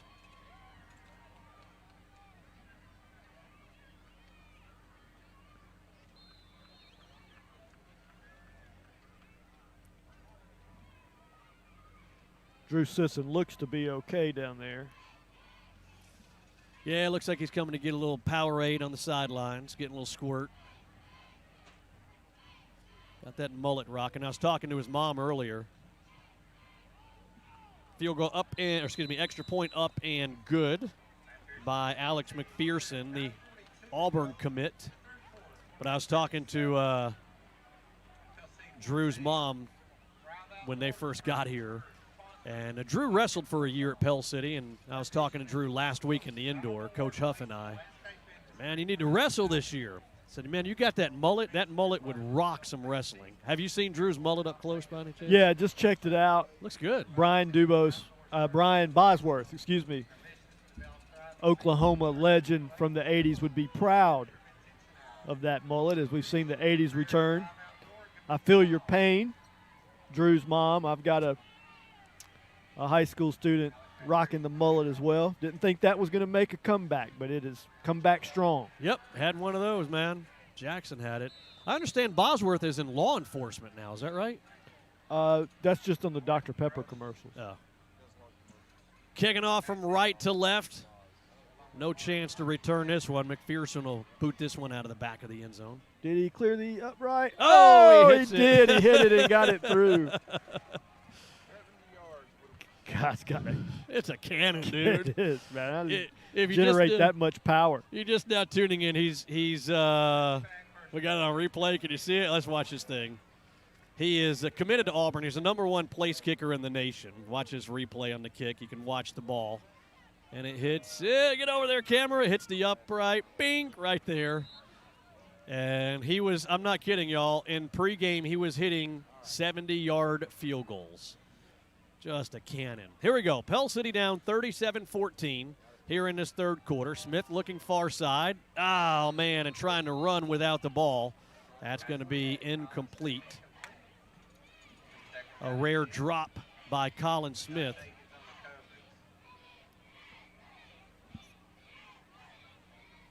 A little bit of a quiet night from Colin so far. We'll see what he gets going in the second half. I assume we'll be putting the ball up in the air quite a bit. Only 8 rushing attempts in the first half. Kentrell Borden, 10 receptions, doing the lion's share of work. I don't know if you saw, because we get a shot of that real quick. We can't. Anyway, did you see the referee come pick up the yellow flag on the track on the near side? I've never seen a ref throw it that far. It's a sideline warning against Pell City. So apparently not a warning because they're backing it up. But he threw it beyond the sidelines onto the track that goes around the field. I've never seen a flag go that far out of play. That's crazy. So the 10-yard penalty backs it up, 2nd down and 20 for Pell City. As Smith out of the shotgun is going to be standing at our own 5-yard line. Our opening drive here in the third quarter, down 37-14. Quick screen pass, looking for Gross. He has to go in the dirt. It's complete, and unfortunately, it's complete for about a 3-yard loss. No, White Hat says incomplete. Yeah, Pell City catching a break on the incompletion. We actually would have lost yardage. Baylor just didn't get enough on that one as he went to the sideline.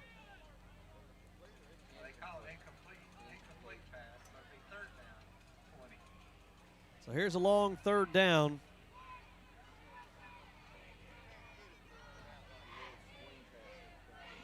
Looks like Reese split to the left of Smith in the backfield.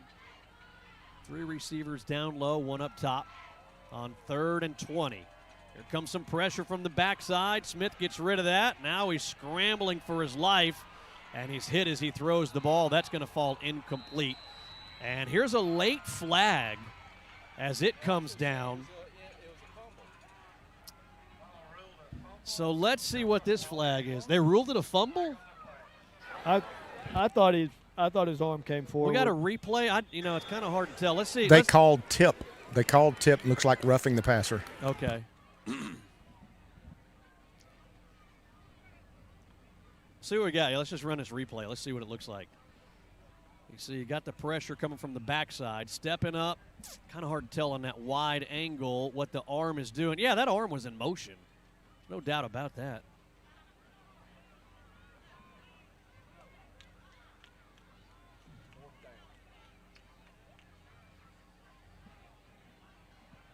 Well, it can't be fourth down if it was. All right. So they must have, who knows? They must have called pass interference, and then they realized it was a tip ball, and now he's waving the flag off. That's the only thing I can guess. Or as DB says, either that or they're just incompetent.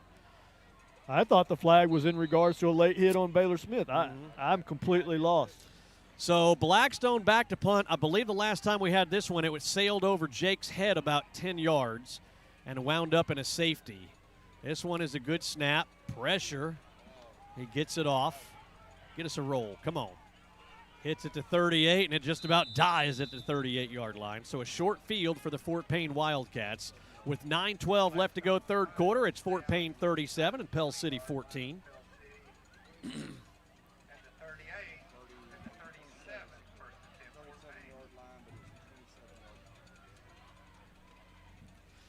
Appreciate everybody watching on Facebook and on YouTube tonight. I do want to remind you, if you're watching on your phone at the house and you got a smartphone, you can mirror that. Really, one little punch on your phone, one button you hit, and you can mirror it and watch it on television. If you got a smart television, it's got YouTube capabilities. Man, look at that hole right there. Come on, guys. That cutback at the 35, just a massive hole right there. That's about, what, a 20-yard run? Yeah, and I see Wayne Lee motioning Scott Elliott into the dressing room. Scott Elliott is about to put on the black and gold, and he will be on the defensive line here shortly. Pell City just a depleted defense right now, and I think guys getting tired out there as well. Yeah, really, there's a flag. It's going to be a hold against Fort Payne. That'll help us out a little bit. Pell City, 6 defensive starters not starting tonight, not on the field. You got about 38 players dressed for Pell City tonight because of illnesses and other things. And most of the time, you're going to have in a 6A program 65, 75, 80 dress out. We got about 38 tonight on the sideline. Lots of twos, normally backups out there on the field for the Panthers, especially on defense. So a lot of players trial by fire. There's a open slant across the middle of the field. It's going to be enough for a first down in the Coosa Valley Mortgage red zone. Colin Smith on the tackle across the middle.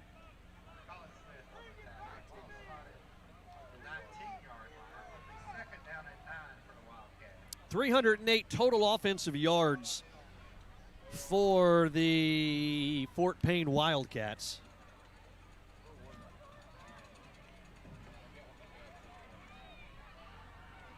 Second down and long. Right up the middle. Ooh, man, look at the extracurricular activity in the back there. Anybody else catch that? I don't think we had that on any camera. Did we catch that on the camera by any chance? I believe Sisson had a message for somebody. It was away from the play. Yeah, it went out of camera shot. Yeah, they were both locked up. Yeah, they were. No flag on the play. It's getting really chippy down here. Don't be surprised if you see some fisticuffs soon.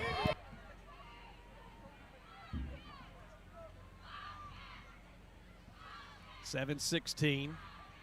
There's a high pass. Oh, man. Colin Smith, he could have been looking at about a 95-yard pick six right there. And Mama's having a cow in the sideline to stand. You know, that was going to go the other way. And I think the ball got tipped a little bit at the last second, which probably broke his focus. We have a Panther limping off the field. Yeah, who is that? Is that Moon? No, that is Otwell. Okay. Looks like he's got a lower leg limping off the field. Field goal attempt coming up for the Wildcats. Yeah, this one looks like about a 32-yarder. Good gracious, look at the cannon on that thing. And that is no good. You know, it doesn't matter if you can hit it far. If you can't split the uprights, it doesn't matter. That's his second missed field goal tonight. He missed on a 58-yarder in the first half. Had plenty of leg. Would have been good from every bit of 65. But he missed on that one wide right. And he missed on that one. So 7:07 left to go in this third quarter. It's Fort Payne 37, Pell City 14.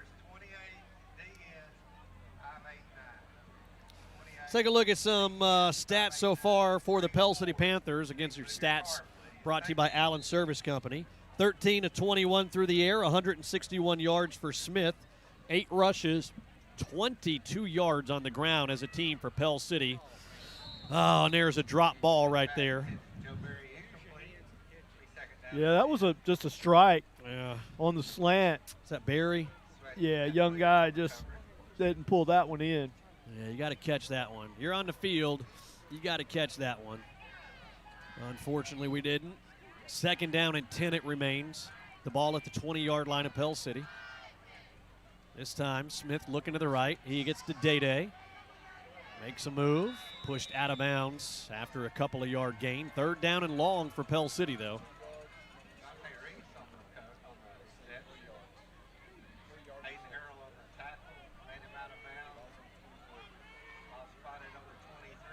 Bring up third and 7 yards. Where's number 2? Where's number 14? We're going to move the chains. Those guys got to be involved in the offense. Out of the shotgun. Quick throw, near side, and coming back for the ball. Yes, it is a catch made by Caleb Gross. Yeah, we've had a little bit of success on that type of play. The cushion that's been given to some of the Panthers, the comeback route is there where you just run up, run down the field, break it off, turn around real quick. There's going to be too many men on the field against Fort Payne. Let's see what happens here. No gain, but this will be a penalty. The lineman tried to get off on the far side. He was about 2 yards from getting to the sideline, so that's what this is going to be. So we'll pick up 5 here.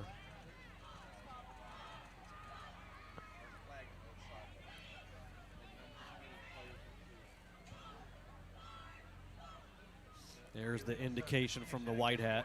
6:41 left to go, third quarter, 37-14. Fort Payne on top of Arab.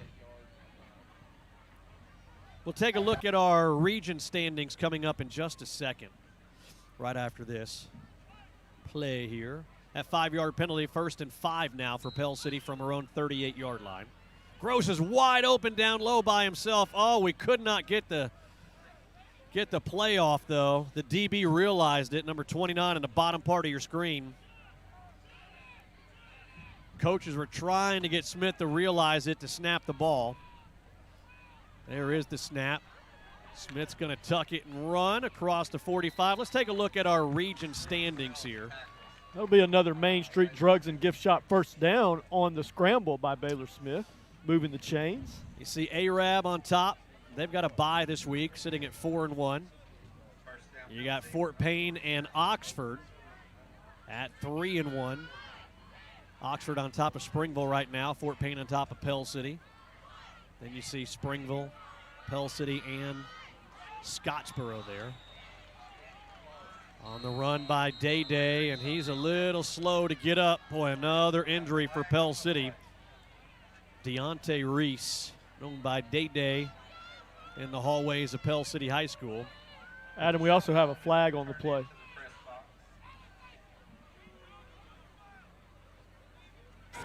Guys, we often talk about the walking wounded.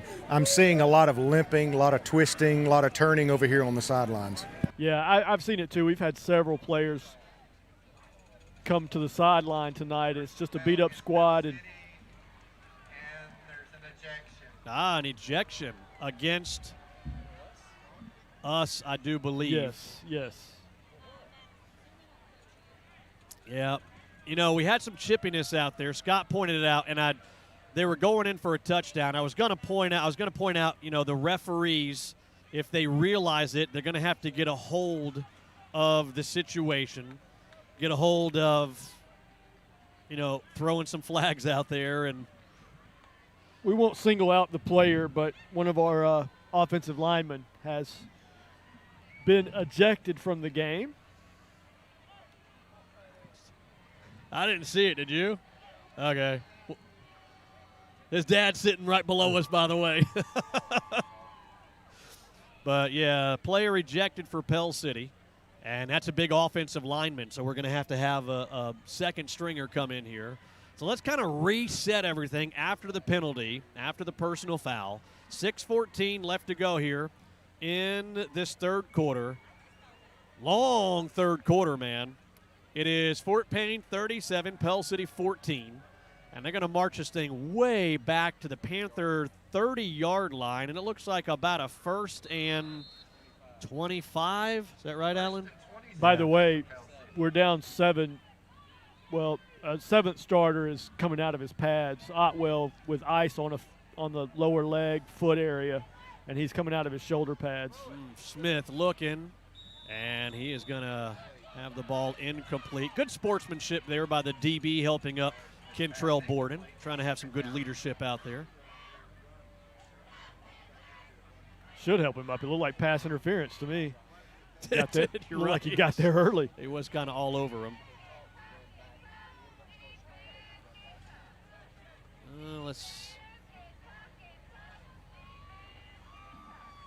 Second down and 25 for Pell City.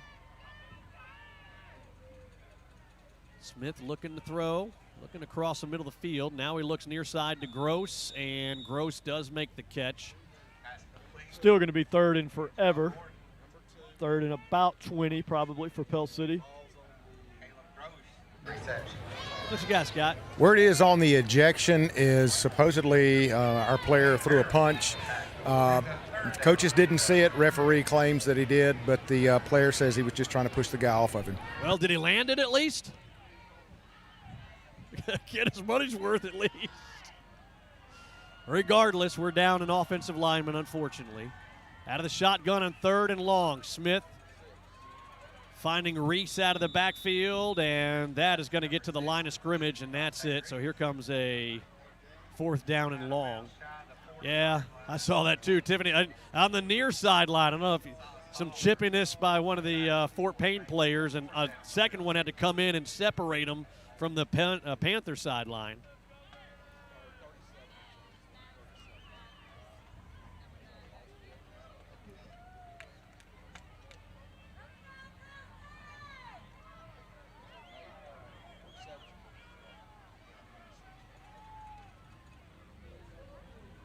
So punting away is Blackstone with 4:50 left to go here in the third quarter. Good snap. Here comes some pressure. He runs into Blackstone. Now, is that enough for a first or an automatic first in high school ball? It's 4th down, and what is it, about 20 or so? That should be a first down, I would think. Yeah, let's watch it. I mean, there was 5-yard variety running in. Oh, man, running into the kicker. Let's watch the replay here. I didn't even know there was still a 5-yard variety to that. Watch him here. He comes down low on Jake. They've gotten, oh, man, that's taken out. Yeah, that's rough in the punter. Yeah, that's a bad call. And let's get a shot of Coach Lee. Coach is talking to the referee right now saying that was way more than a 5-yarder. That was taken out. Jake had his right foot in the air. This guy goes low at the ankle of Jake's only foot on the ground. That's a bad call if that's just a 5-yarder. See what we get here. They're talking it over. That was a little more than running into the kicker. That was roughing the punter.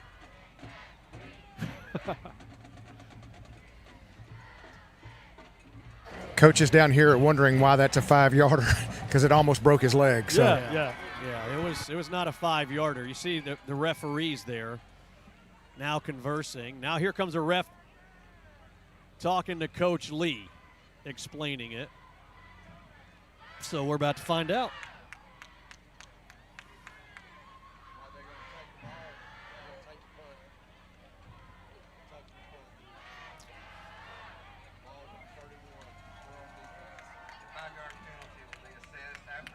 Wow. 5-yard penalty assessed after the punt. Let's do that again, Tiffany, if you will. Terrible. Tell me if this is a 5-yarder. Well, now watch. Terrible, guys. Here's a punter in a defenseless position. His right leg is up, and this cat comes down low on his left leg. That's horrible. That's a horrible At any call. level of football, Yeah. that's roughing the kicker. Horrible call. Yeah, that's terrible. Terrible job.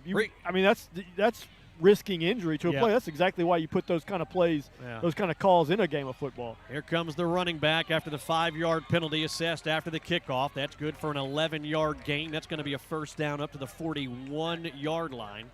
4.5 left to go here, third quarter. It's Fort Payne 37, Pell City 14.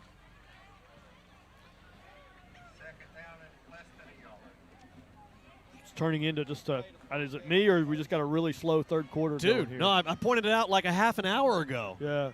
This is I don't always listen to you, but yeah, it's going by pretty slow. We talk about the berries yet? Are we at that point? Yeah, we can bring that out now. The lefty across the middle of the field looking for the big tight end. 1, 2, 3, 4. Panthers trying to strip it, and they're not going to do it. Sawyer Burt, 6'5", 240. He's a hoss. I'm going to give some credit to Kentrell Borden. He went after the football with all he had, and he actually got it out at the very end, but they're going to go ahead and say he was down. It's a big kid. Yeah, let's take a look at we got the end here. Let's watch the end of this run. There's the first one. Here's number 2. Here's number 3. It's like trying to tackle Derrick Henry. You better not go high. You had 2 of them bounce off of him high. We get back into play here. Colin Smith trying to run him down far side. He's finally driven out of bounds on the home side over there. Big run, another first down gain. Man, they're just eating up chunks. I mean, they had in the first half over 250 offensive yards, Fort Payne did. And right now, with 3.5 left to go in the third quarter, Fort Payne sitting at 373 total yards, 270 of those on the ground. And they haven't had to go to the air. And again, a very depleted defense for Pell City. And here's another big run. This one's going to go into the end zone for 6. Great job, offensive line. Kaden Debo, 12 yards and a Fort Payne touchdown. One thing I've never cared for is a color analyst I know where you going. from the PA booth, man.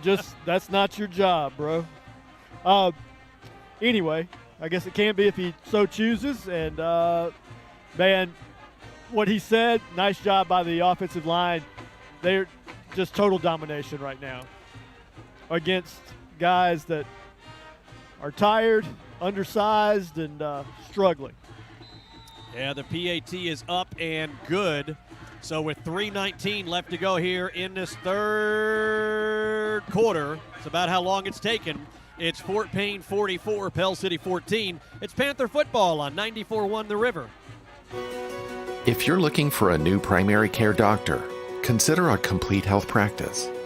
As one of the largest independent primary care practices in the Birmingham area, there are several locations in St. Clair County. And as a complete health patient, you can expect excellent service and care centered on you.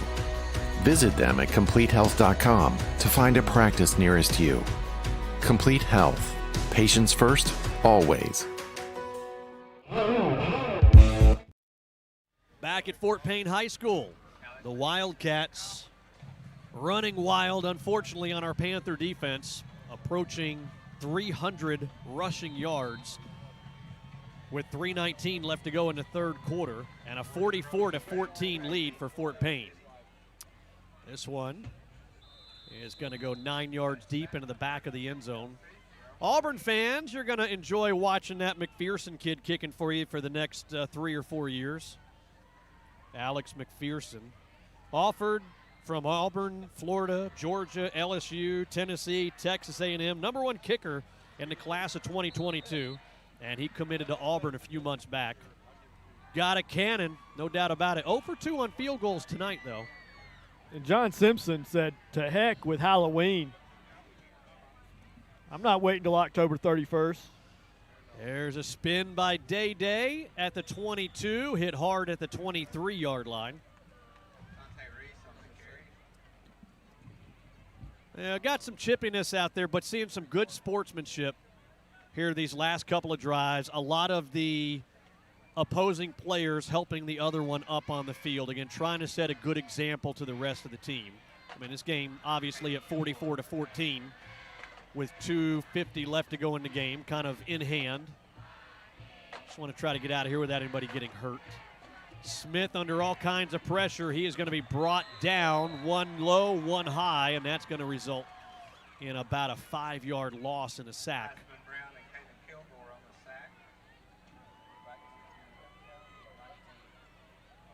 Glad Baylor's okay. He got spun around pretty good there. Anytime you got two guys twisting you in different directions, but he's up and okay.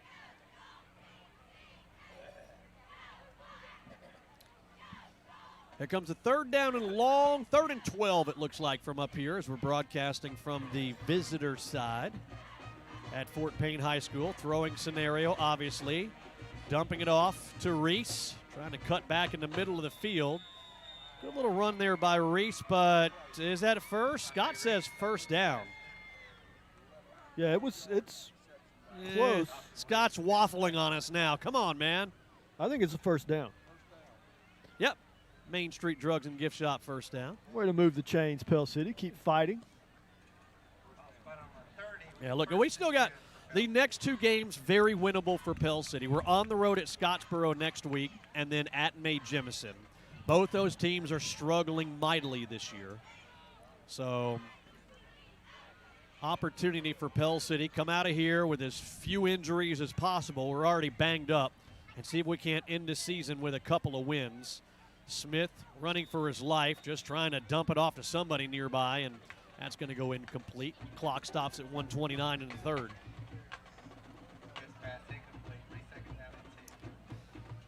Hello to everybody watching on Facebook and YouTube.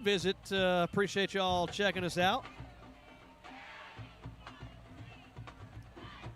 Did you see what I did? No.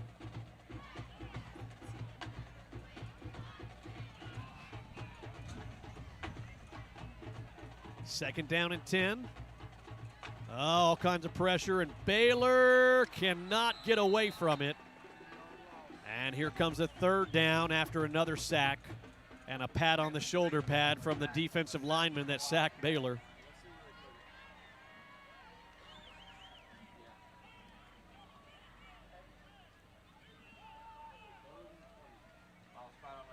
Did I lose you?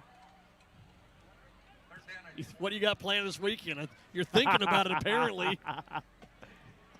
I mean, there's only so many ways you can say it's been a tough night. And we'll start. Let's see how many. Clock at 45 as it rolls here in the 3rd quarter. Airing it out deep near side and caught on the near sideline, whoever that is. Good catch. Sign him up. Put him in. It wasn't a pretty catch, but he hung on to it. And that, unfortunately, will be an incomplete pass. Would have been enough for a first down. That's Herring, Carlos Herring. That's Carlos making the catch there. Carlos Herring making the play for Pell City. As I just look around that sideline with the guys that are Panthers but are out of this game.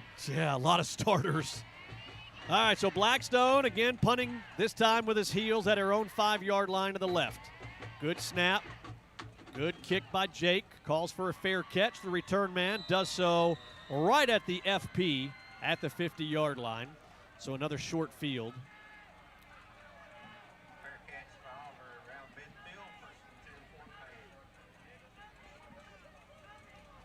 There are 8 here, not even counting whoever didn't make the trip, but there are 8 here that are on the sideline for one reason or another, most of them injuries, and several of those injuries taking place tonight. It's just been, I guess we're down 20-plus players. Yeah, 38, I think, is what John counted. Boy, that was a big hold over there on that right tackle. No call there, but big hole. Well, I got a replay of that one. I guarantee you, if he counted 38 before the game, we're about 34 right now. Watch his right tackle. See if it got the hole right there. How can you not call a hold on that? Come on, man. You spin the defender around. That can lead to some big holes. That's more than that, obviously. They didn't need the assistance of some holds, but that was one there, did not get called. Let's take a timeout. We're getting ready to start the final quarter. As we go into the fourth, it's Fort Payne 44 and Pell City 14. Panther football on 94.1 FM The River.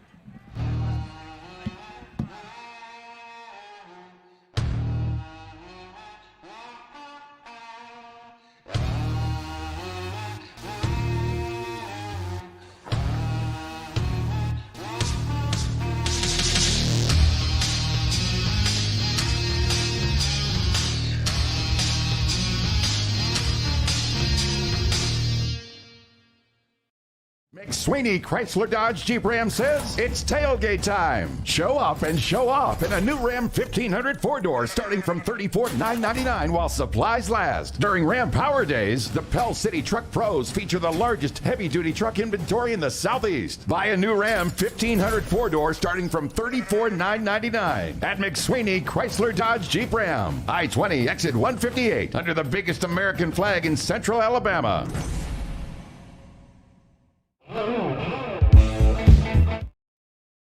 Back here at Fort Payne High School as we start the fourth quarter. Fort Payne up 44-14 over the Pell City Panthers. Yeah, 30 unanswered since the midway mark of that second quarter where we had a ball game on our hands and the wheels have just kind of come off for Pell City. This has not been typical for Pell City this year. I think of the Oxford game where we really struggled in the second half, but Pell City really struggling since the midway mark of the second quarter. Fort Payne now going from left to right. There's a quick pass. It's complete. First defender can't bring him down, but here's three more. Holds him up long enough for Sisson and Riley Searles and a couple of others there.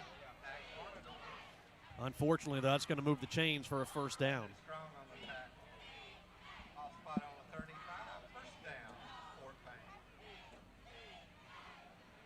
I'm looking at Kentrell Borden across the field. Hey, I see him. He's worn out, dude. That's a tired fella right there. Yeah, he was up at the top of the screen, man, just head tilted a little bit. I wonder how many miles he's covered tonight. He probably got about 30,000 steps in on offense, defense, and special teams. Up the middle to the 30-yard line. A 5-yard gain. 11 minutes left to go here in the ball game. 44-14. Fort Payne on top of Pell City.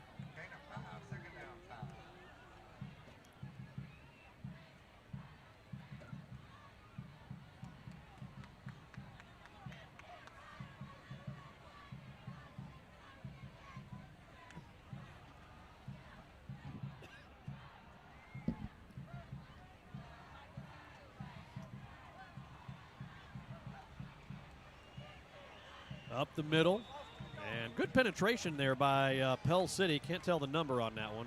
Oh, I'm going to give him some love. Hold on. Holt. I'm still with you. Number 48, who's not on my roster. And I tell you what, he blew it up by hitting the back and knocking him into the running back. Mm-hmm. Great play, 48.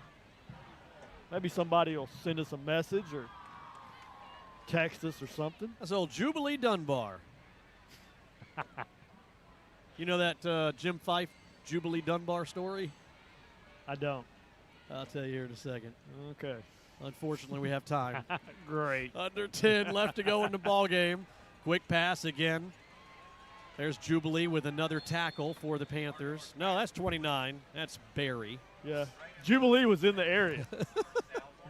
Jubilee Dunbar was right there. No, it's hey, Scott, see if you can find out who that is for real, 48. When Jim Fife, longtime voice of the Auburn Tigers, great guy, got to do a lot of PA with him at the Talladega Superspeedway, and had some great stories. He was telling me one day about Auburn was playing, I forgot who it was, but the player was all over the place, making tackles, just wreaking havoc, and he wasn't on the roster. So on a bobbled snap there, on the speed sweep, it turns out to be a monster play, and it's going to go for 6, unfortunately. Jubilee Dunbar cannot get there to make the tackle. Anyway, that's the name that Fife made up, Jubilee Dunbar, and he had about 14 tackles, a couple of sacks that night.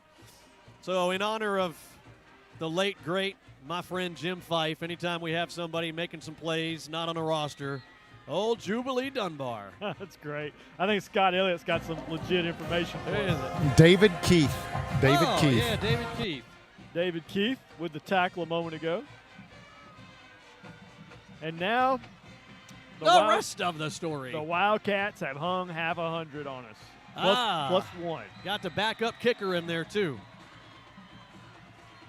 You know, the backup kicker for Fort Payne the last 12 years and the lifeguard at the Olympics for swimming events. 2 of the least used things that you can think of.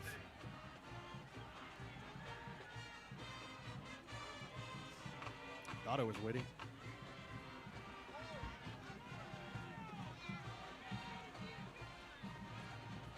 .901 left to go in the fourth quarter.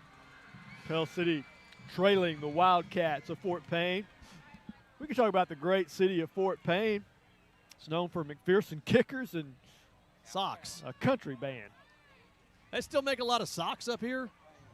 You know, at one time they had the luggage thing. Do they still have that? Oh, you talk about a bust. That's horrible. Is that Fort Payne or Scottsboro? I think it's Fort Payne. Is it? Have you ever been there? Oh, what a joke. Everything's overpriced. We went there a couple of years ago. Well, you should know where it is then. I don't remember. Hey, where is that luggage place? Fort Payne or Scottsboro? The luggage place. All the lost luggage. Yeah. They have a store. Scottsboro. Yeah, take All right. that. Sorry. Yeah. Can I get an apology, public? I had it in Fort Payne. I'm still saying Fort Payne. Hey, I want to thank my mom and Granny Smith for the only ones watching the broadcast right now and putting up with us. Nice spin there by, it was at Bedford, number 10, up to the 25-yard line. You know, Granny Smith, she's a great apple. You thought I was bad? Whoa. Scott, keep your day job, my man. All right, 7:40 left to go here in the ballgame. Clock winds down, 51-14 the score. Fort Payne over Pell City. Let's take a look at the rest of the schedule, if you will. Give Tiffany some time to dig up our remaining schedule. Here you see the overall schedule. Unfortunately, a lot of L's, Lance, on there. And they don't stand for Lance either. The only win, that 55-21 win at home against Talladega. And then, you know, we're at Fort Payne, at Scottsboro, at May Jemison. And again, Scottsboro and May Jemison, both those teams are struggling a lot like Pell City. So those are 2 games that are very winnable and 2 games that Pell City will be in, if not have more points on the scoreboard at the end. So yeah, let's get out of here and let's hope that we can get these final 2 wins for the regular season. I want to correct you guys, all of you up here. Some of the information you were saying about Fort Payne, it is not the lost luggage place. That's Scottsboro, Alabama. And thanks for clarifying that. Fort Payne is socks. Alabama. Telling you, socks.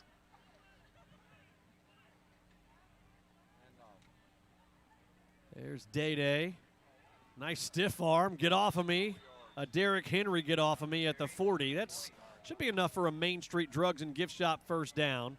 Day-Day a little slow getting up. Looking at some stats for the Pell City Panthers. Put the ball in the air quite a bit. You know, you look at the quarterback, Baylor Smith. You know, Baylor, he's only got 2 games after this coming up still. the senior. Baylor's had a good night, 18 of 30, 190 yards, a couple of touchdowns, 1 INT. This time the give to McGraw. Good hard running by McGraw. Up to the 45, 46-yard line. So Baylor 18 of 30 for 190 yards. On the ground, though, really is where it's hurt. 15 rushes, 37 yards. Our per carry average actually went down in the second half. We were close to 3 yards, I think. Well, no, we're right about it still. Anyway, it's bad. Hard to do anything. We only getting 2 to 3 yards a carry. Again, to give to Reese. The ball's on the turf. Reese is hurt, and this time it's going to be recovered by Fort Payne at the Panther 46. Day still on the ground over there. You see him.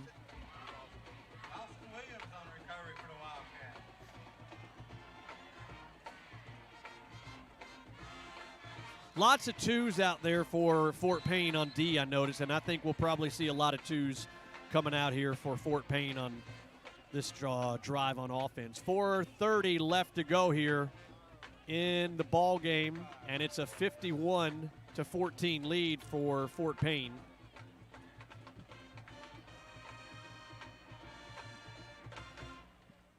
So Fort Payne will improve to 5-3 overall and 4-1 in the region.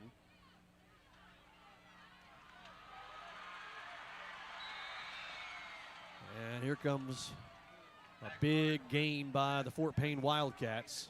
Jubilee did not get a good angle right there, allowed the receiver to get a good gain.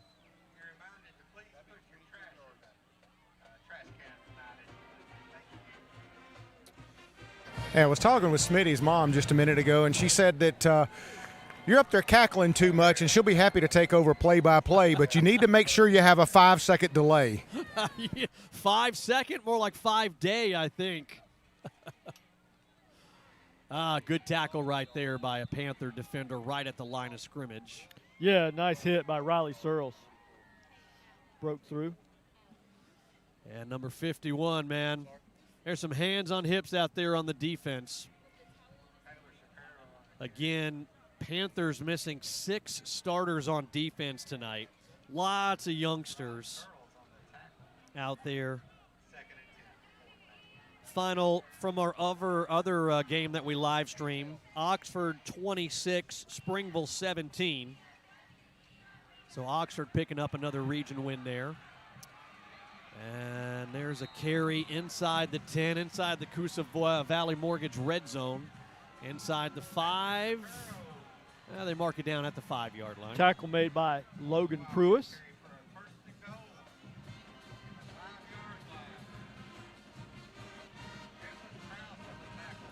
Alexandria all over Moody, 47-7. That's a final score there.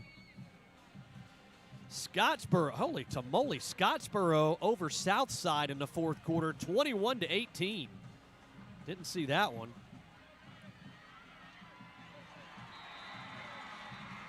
And there's another touchdown for the Fort Payne Wildcats. 5-yard run there. And that'll throw some more points up on the scoreboard there. The half 100 plus hung on our defense tonight, unfortunately, for Pell City. 57-14. Oh, Lance, have you noticed? It's the old dreaded hot clock. Not good when you're on the bad end of the scoreboard when you got the dreaded hot clock towards the end of the game. Clock continues to roll. Got 1.5 left to go. 57-14 the score. I was just noticing on that last touchdown, we probably had 9 guys on the field that have not been on the field the majority of the season. Yep. So delay a game. They had a hard time getting, they had 9 players out there waiting the PAT. 10th one finally gets out there, but the 11th one took a little too long.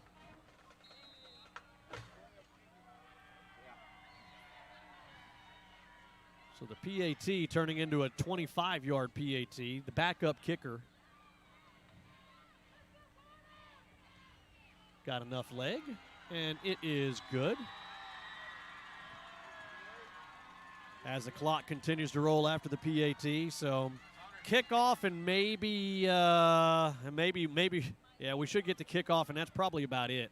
Wrap this sucker up. We'll have a very short post-game show, look at our stats, and get all this stuff wrapped up here. Got a long drive, everybody coming back from Fort Payne. Obviously, we'll talk to Coach Lee at the end of the ball game here.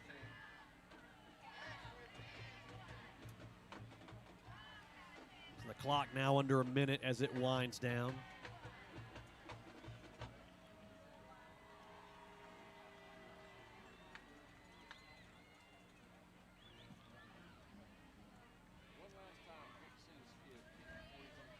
Oh, we're getting on to eat on the way home, man. I'll do that. Kind of hungry. Yeah, me too. I don't know. You think Wacker got some room for more? I don't know. Another kid that can put it. Is that him still? Yeah. Yeah, it's still McPherson.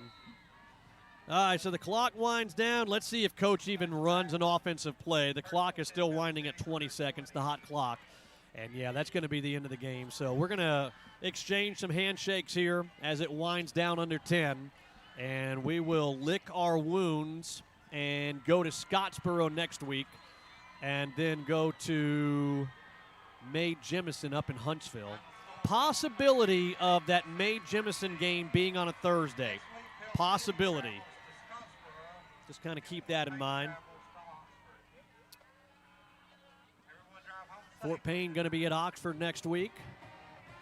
Just mentioned Pell City going to be at Scottsboro.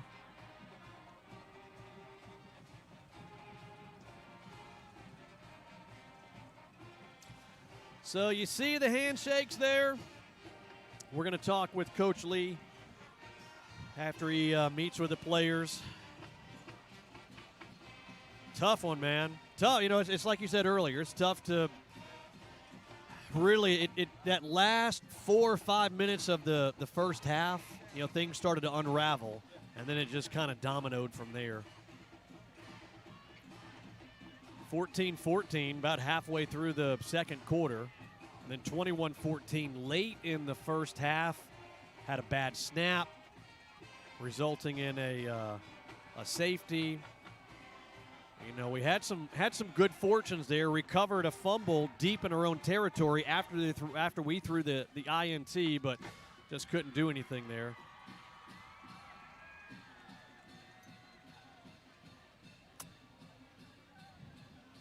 You want to do our stats here while we're waiting on Coach? Sure. All right, then. Let's knock those out. Well, there we go.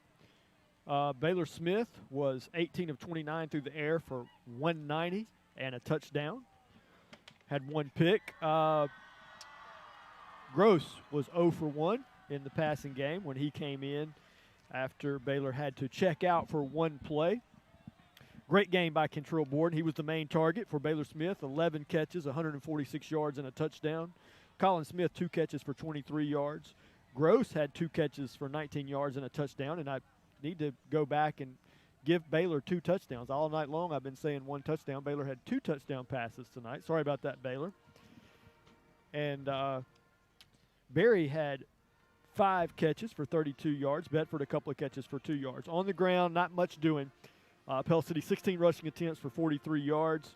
Reese had 5 carries for 16 yards. Bedford 5 carries for 26 yards. Smith 5 carries for -5 yards. McGraw had 1 carry for 6 yards. Pell City 233 total yards. That's 190 passing, 43 running. We'll take a quick look over at Fort Payne High School. 58 points, 10 of 16 for 139 through the air, but it was on the ground. 42 rushing attempts for 341 yards. Your final here from Fort Payne, Alabama, 58-14 Wildcats over the Panthers. Yeah, as Coach Lee, again, wrapping up, talking to his players. You see him there. And as soon as he gets done, we'll talk with Coach just momentarily. One of the things that I saw, and you know what, Borden had 10 catches, a buck 30, buck 40. 140s. In the first half. Oh, yeah. 1 catch for 7 in the second half. Yeah, we really just didn't get anything going offensively either. Yep. Nice game by Borden. Kid's going to sleep well. He looked exhausted. Our stats again brought to you by Allen Service Company. Thanks to Brian and Thomas and the great gang there. Longtime supporters of the River Radio and Pell City Panther athletics and academics here on 94.1 The River. I'll nominate Kentrell Borden for Metro Bank Player of the Game. You know who I was going to nominate? Going to go off script a little bit. Always guys who catch the ball, throw the ball, run the ball. I'm going to nominate Michael Snow. He had some big plays on that defensive line, especially in the first half. He kept us in that game, batting down a pass, sacks, making some big tackles for loss, big tackles.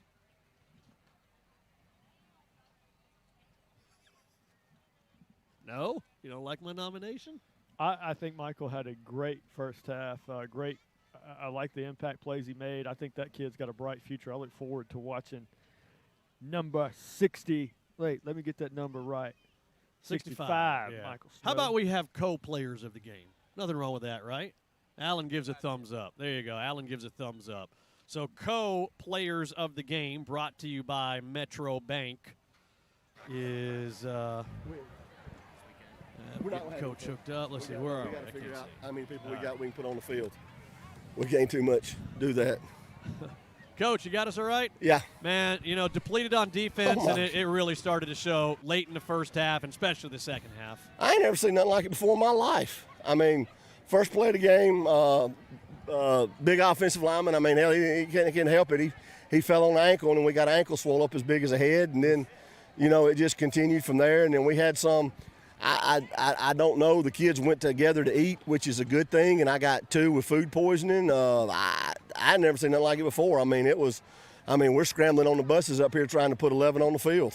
Yeah, Coach. All I can say is to echo your sentiment. I've never seen a team get this depleted towards in a season, and just more guys going down tonight. Yeah, I mean that's what we were talking about just then. I mean, we normally we come in on a Sunday and work the stiffness out and everything and get ready for the next week. But, I told the kids, I said, look, get you some rest this weekend. I need to see, the treatment guys. Y'all get up there on Sunday, but we got to try to put the pieces together to see what 11 we can put on the field. All right, Coach. Long ride home, man. We'll see you next week in Scottsboro. All right, thank you. All right, thanks. Coach Wayne Lee, head football coach for the Pell City Panthers. Again, the co-MVP, the players of the game, Kentrell Borden, and also defensive lineman Michael Snow. And again, our players of the game brought to you by Metro Bank. All right, we're going to wrap it up again. Unfortunately, the final score in favor of the Fort Payne Wildcats. It's Fort Payne 58, Pell City 14. And again, the Pell City Panthers will be on the road. The final 2 games, we're going to be at Scottsboro next week and at Mae Jemison up in Huntsville to wrap up the regular season. No playoffs for the Pell City Panthers. Any departing words? I just hope some of these guys, these young athletes, can get healthy. It's a banged-up group, man. Just want to see some of them, especially the seniors. Hopefully they can finish out the season and not be on the injured list. But just a lot of banged-up guys. All right, that's going to wrap it up. Thanks to Madison and Michael on the cameras. Thanks to Scott roving the sidelines. Wackerman shooting some scores to us. Alan and David doing our stats. Got, of course, John coming up to Fort Payne. Our runner tonight, Tiffany on the video side. My man Lance Bowman here.